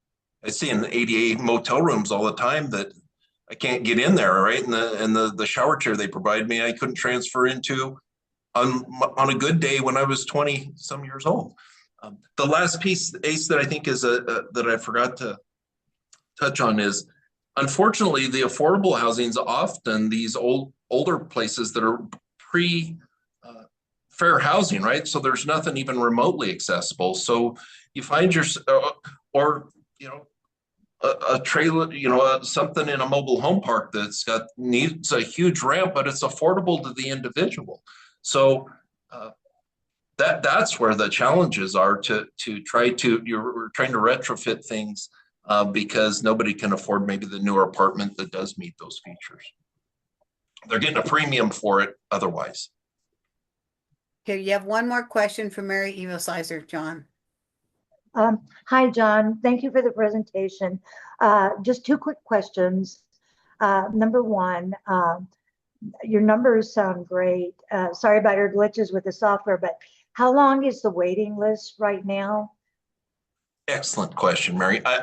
We technically do not have a waiting list now because we received those ARPA funds. But here's the kicker, and I keep trying to make sure that like our agency will understand this, and I don't think it's digestible. You can't run with an 18-month waiting list to have the money to build the ramp and then turn around and have contractors, vendors, right? We've always struggled with building contractors. We have 2 or 3 in Southern Nevada, and we have 2 in Northern Nevada that we've been working with for upwards of 20 years, and they're good, and they're good, knowledgeable contractors. But trying to bring somebody on and then bring them up to speed, even trying to find them on a good year, is not possible. And trying to squeeze more out of a vendor that I'm going to say, trying to think of some type of assistive technology that's like trying to get them out to the home to evaluate and make sure that the right type of shower chair and we've probably pointed to the appropriate type of AT that we're looking at, but trying to get that demo, that's where we're struggling, right?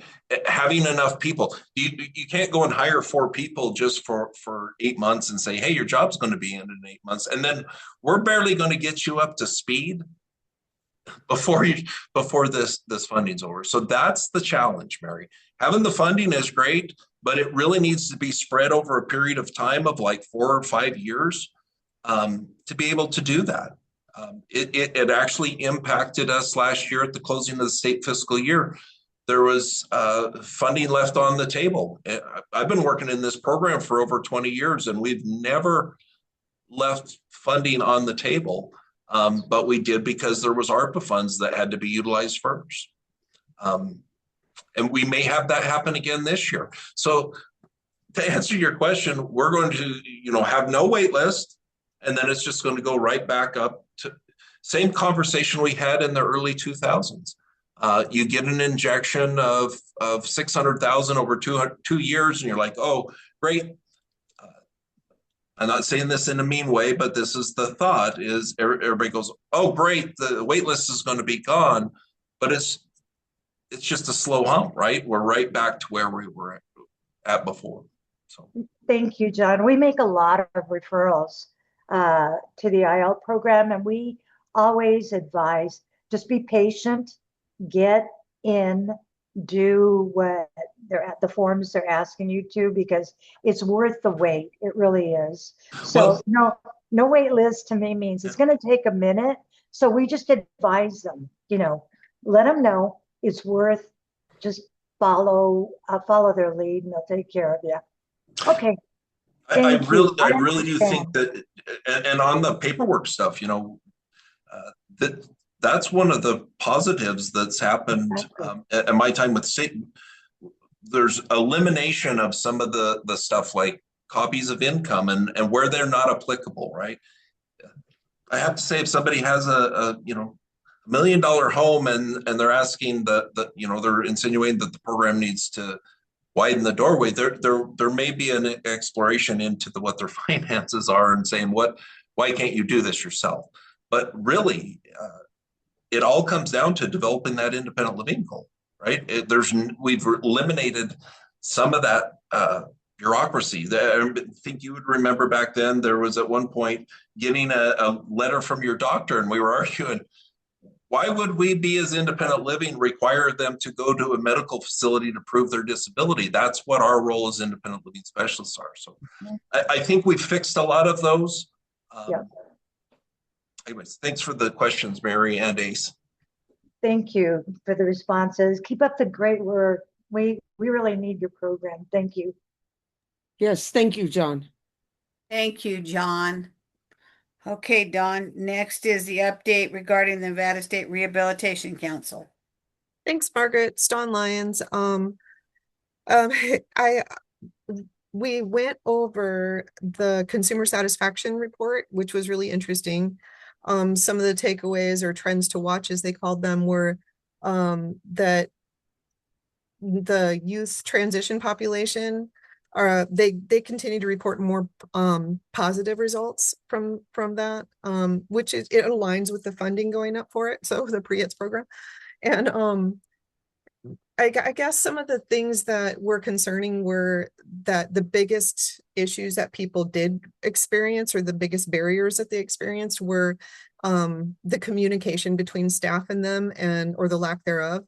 And I think it was discussed also that there has been some hiring efforts, and that staffing has improved since that survey had been taken. So we were hoping to see better numbers next time, I think. But they didn't look, I mean, it was kind of along the same lines as, if I remember right, as the last year's consumer report. There were just a couple things that were just a little bit varying, but not to a great degree.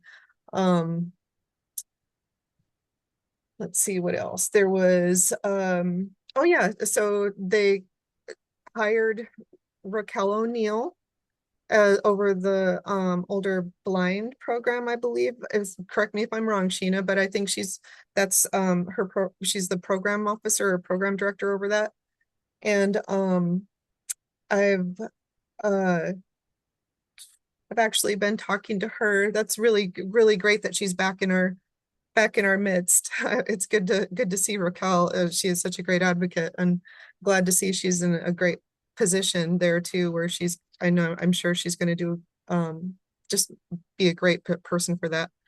Oh, thanks, Sheena. Sheena says Raquel is the new district manager over statewide blind services. We're happy to have her. Yeah, and we're so happy she's there. So thank you for that clarification.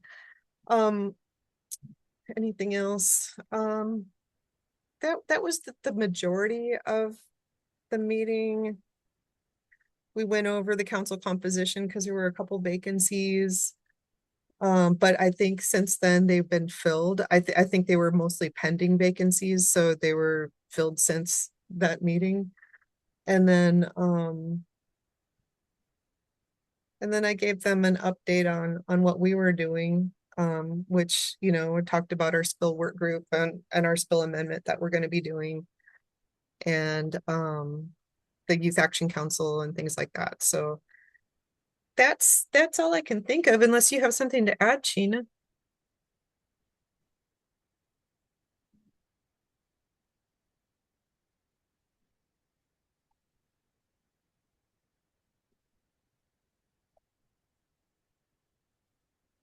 Looks like John left his info in the chat. Yes, he did. And Sheena said she thinks I covered it. So thanks, Sheena. Okay, how about an update from ADSD? Good afternoon. This is Lori Lutu with ADSD. You heard from our MFP and focus programs earlier. So the only other update that I wanted to give, last session, a bill passed AB 461, which requires ADSD to develop trainings on long-term care planning for the general public. So we have started the planning for that. And what that will include is working with professionals from various sectors like healthcare, insurance, financial services, etc. We will be doing a pilot of these training sessions starting in Washoe County and then expanding from there. So you should be hearing something about that shortly, but we just wanted to give an update on our progress so far with AB 461. Go ahead, Dawn. Thanks. It's Dawn Lyons. Just curious, when you say long-term planning or long-term care planning, specifically, does that relate to a program within aging and disability services, or are you developing a program, or what do you mean by that? So they're developing the pilot to do trainings for the public. So the bill requires ADSD to do that to help educate the general public about long-term care planning, needs, resources, things like that. So that's where they'll be engaging with some of those professionals in different sectors. to be offering that training to help provide that information to the general public. So it's not related to a program. It just fell under ADSD to work on the trainings and to do a pilot for that. So that's great. Is there going to be any independent living training regarding that it included?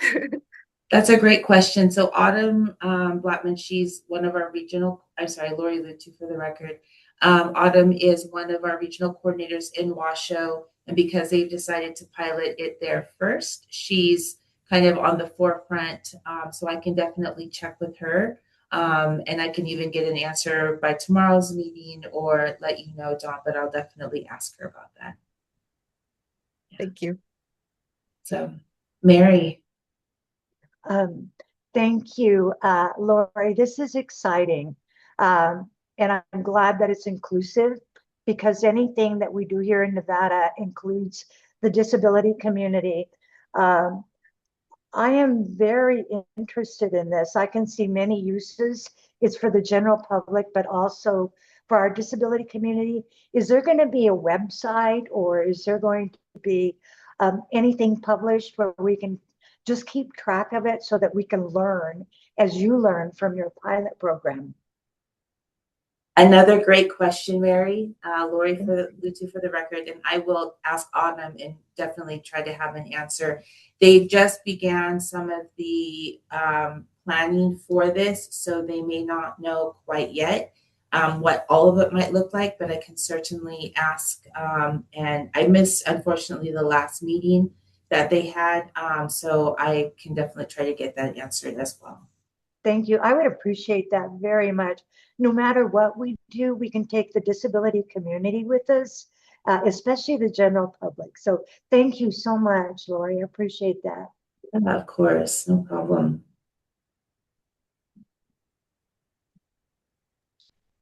Updates and takeaways from the conferences attended by members and information regarding upcoming events. This is Dawn Lyons. Can I just first piggyback off of Lori's updates for aging and disability services? Because I'd like to add something to that. I know that I just recently heard from someone at Aging and Disability Services regarding, he was sharing about the RHT program with NVHA, which is, I know, acronyms and abbreviations, right? The rural health communities, and that's with the Nevada Health Authority. And so I don't know if everyone's aware of how the Nevada Health Authority has been restructured. Medicaid has been restructured, and so it's under the director's office. I believe that it's in 2 branches now, and the Nevada Health Authority is one of them. And so they have some programs and projects that they're working on that he was mentioning, and the rural health program was something that he mentioned that they had received quite a bit of grant funding for. And I thought that would be a good opportunity for the SILC to reach out and just ask if we can become involved, or at least have some kind of input in their project, just so in the direction of it, so that we can make sure that independent living is included. But we can talk about that, and I would love to hear from members of this council individually. If you want to send me an email, we can talk about it more, and maybe send me your ideas, and then Julie and I can get together and talk about how we can create some kind of a formal ask, if that makes sense. Because I thought that's something we should be involved in, but it's up to you guys. You let me know.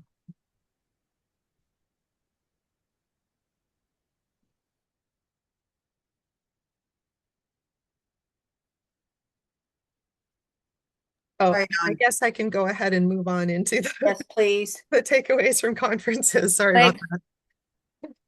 So I did go to SILC Congress, and like I said, Mel from Idaho, she's the executive director of the Idaho SILC. She put on a presentation about the IL philosophy, or independent living philosophy, that really impressed me. I mentioned that I invited her to present that workshop at the Silver State Self-Advocacy Conference that the DD Council is putting on.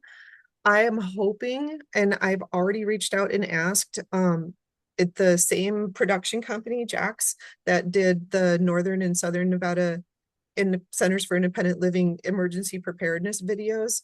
And they're working on the trip program videos as well, and their training videos. And so I was hoping we could get that one included in the training video. The logistics are still being worked out, and I know Jackie is looking into how they could potentially get down to Las Vegas to do that. And I was also thinking that we may be able to help with some of our outreach funds, that because we've had to we've had to kind of like stretch our budgets this far, and so our community chest funding goes through the end of this month, and so we may have just a little bit left over that we could actually contribute towards that, but it's kind of last minute. So anyway, I just wanted to mention that's something we're working on in behind the scenes, because I think it'd be really great to include that. And I don't know if anybody knows, but I was really, really sick right before, right after the transition summit up in Reno that I went to. I got the flu and pneumonia, and I was really, really sick for a while, but I still went to Silk Congress.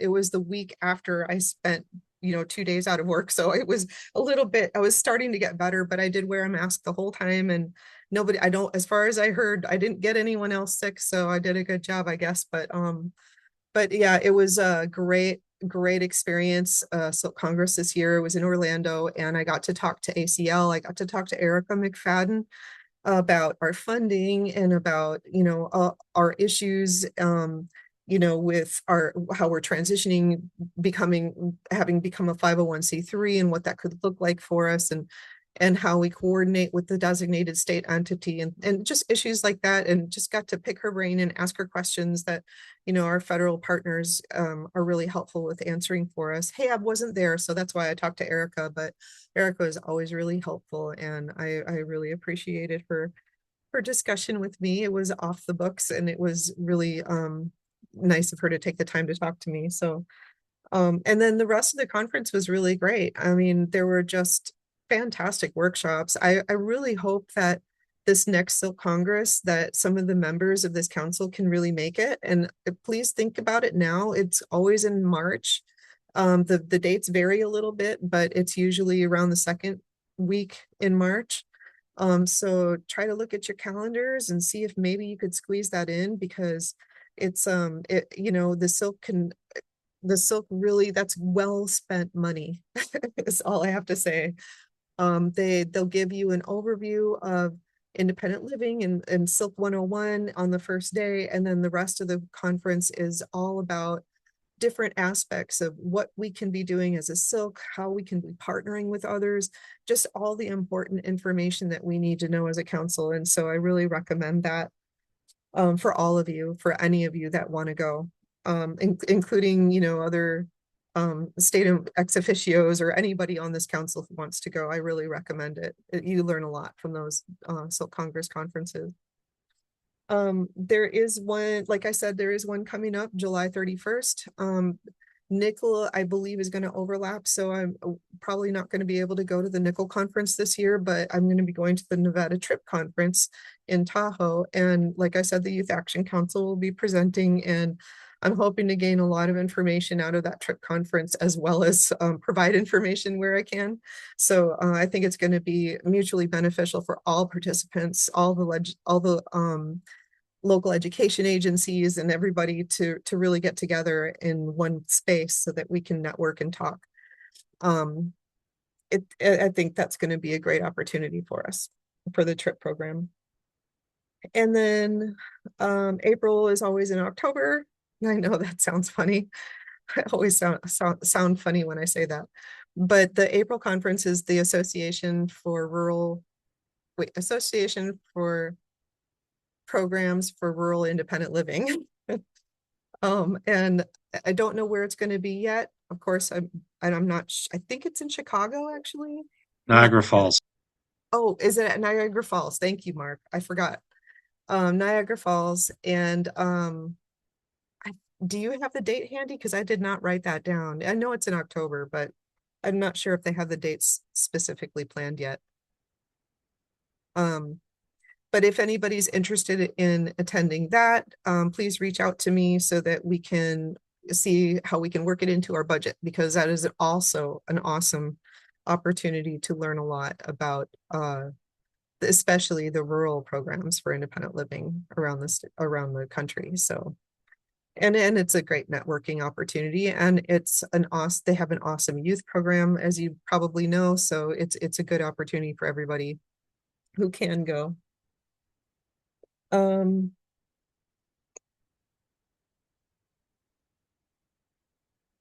Yep. And then if you don't mind, I'm just going to roll right into, unless anyone has questions about that.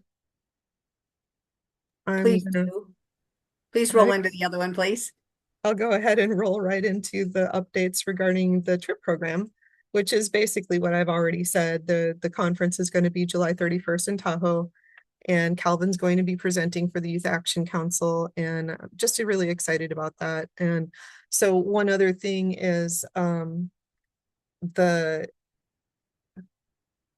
me just pull it up here. I had it up. The rollout for the trip program so I'm not sure if everybody remembers, but it's in increments throughout the state because they wanted to start off small and then grow with what we were learning as we go along. And so the first 2 years it was Carson, Humboldt, and White Pine. And this last year we included Douglas, Nye, and Pershing counties. And so we're in the process of, we just started our advisory committee. And so that's something that is also including those counties now. And we have new members from those counties, new students and their parents that are involved. And it's just exciting to see the trip program really unfold the way it has and how it's growing. And everybody's so excited to have until they can get to roll out in their county too now. It's like everybody's hearing about it and they're like, when is it coming to us?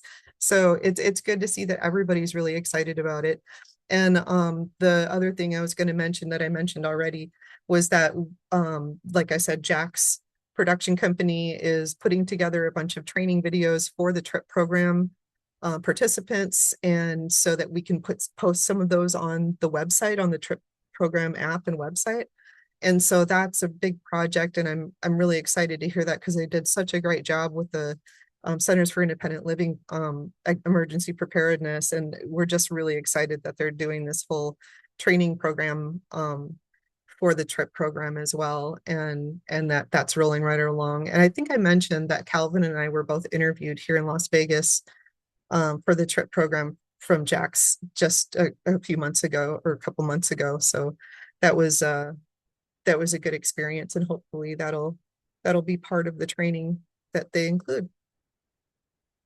And that's all I have. If anyone else has anything to add to it, who's involved in the trip program, feel free, but that's all I can think of right now. It is late and we need to do public comment, I think. Yes, please, Dawn, because I did get an emergency phone call. Okay, let me read as Julie calls, the preamble. Yes, please. No action may be taken upon a matter raised under public comment period unless the matter itself has been specifically included on an agenda as an action item. To provide public comment telephonically, dial 1-253-215-8782. When prompted to provide the meeting ID, enter 929-904-1434 and passcode 707401. Comments will be allowed at the beginning and end of each day and will be limited to 3 minutes per person.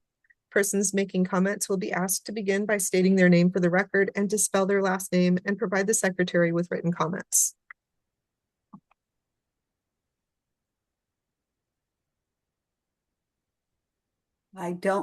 Ace has her hand up.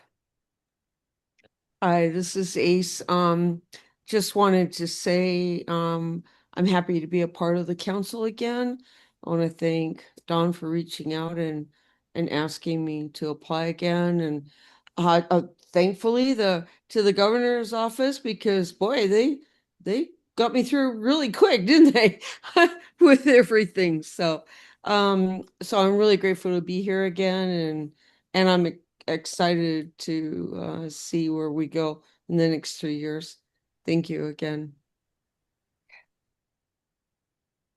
Well, we have Malia. Go ahead, please.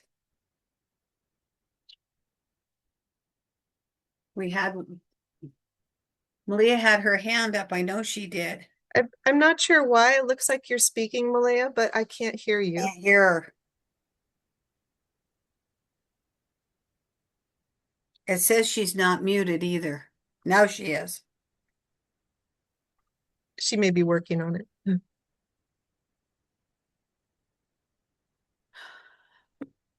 I see no other Dawn. Well, Malaya, if you can't get your mute to Put it get in your the mute button unbuttoned, please feel free to put your public comment in writing or join us tomorrow at 1 p.m. Because we're going to continue where we left off, and we'll have another public comment period then. But if you do provide it in writing, if you can't come tomorrow, I will be happy to read your public comment first thing tomorrow. I'll put my email in the chat for you if you don't get it in time, and if you need to email it to me.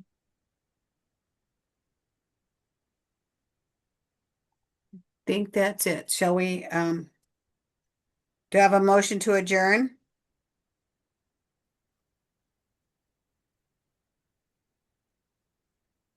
I Nobody. don't think we need to vote. I think you can just call it adjourned. Okay, I'm going to call it adjourned at 4:01 at my time. Uh-oh. Good night, everyone. Good night. Good night. Thank you. Good night.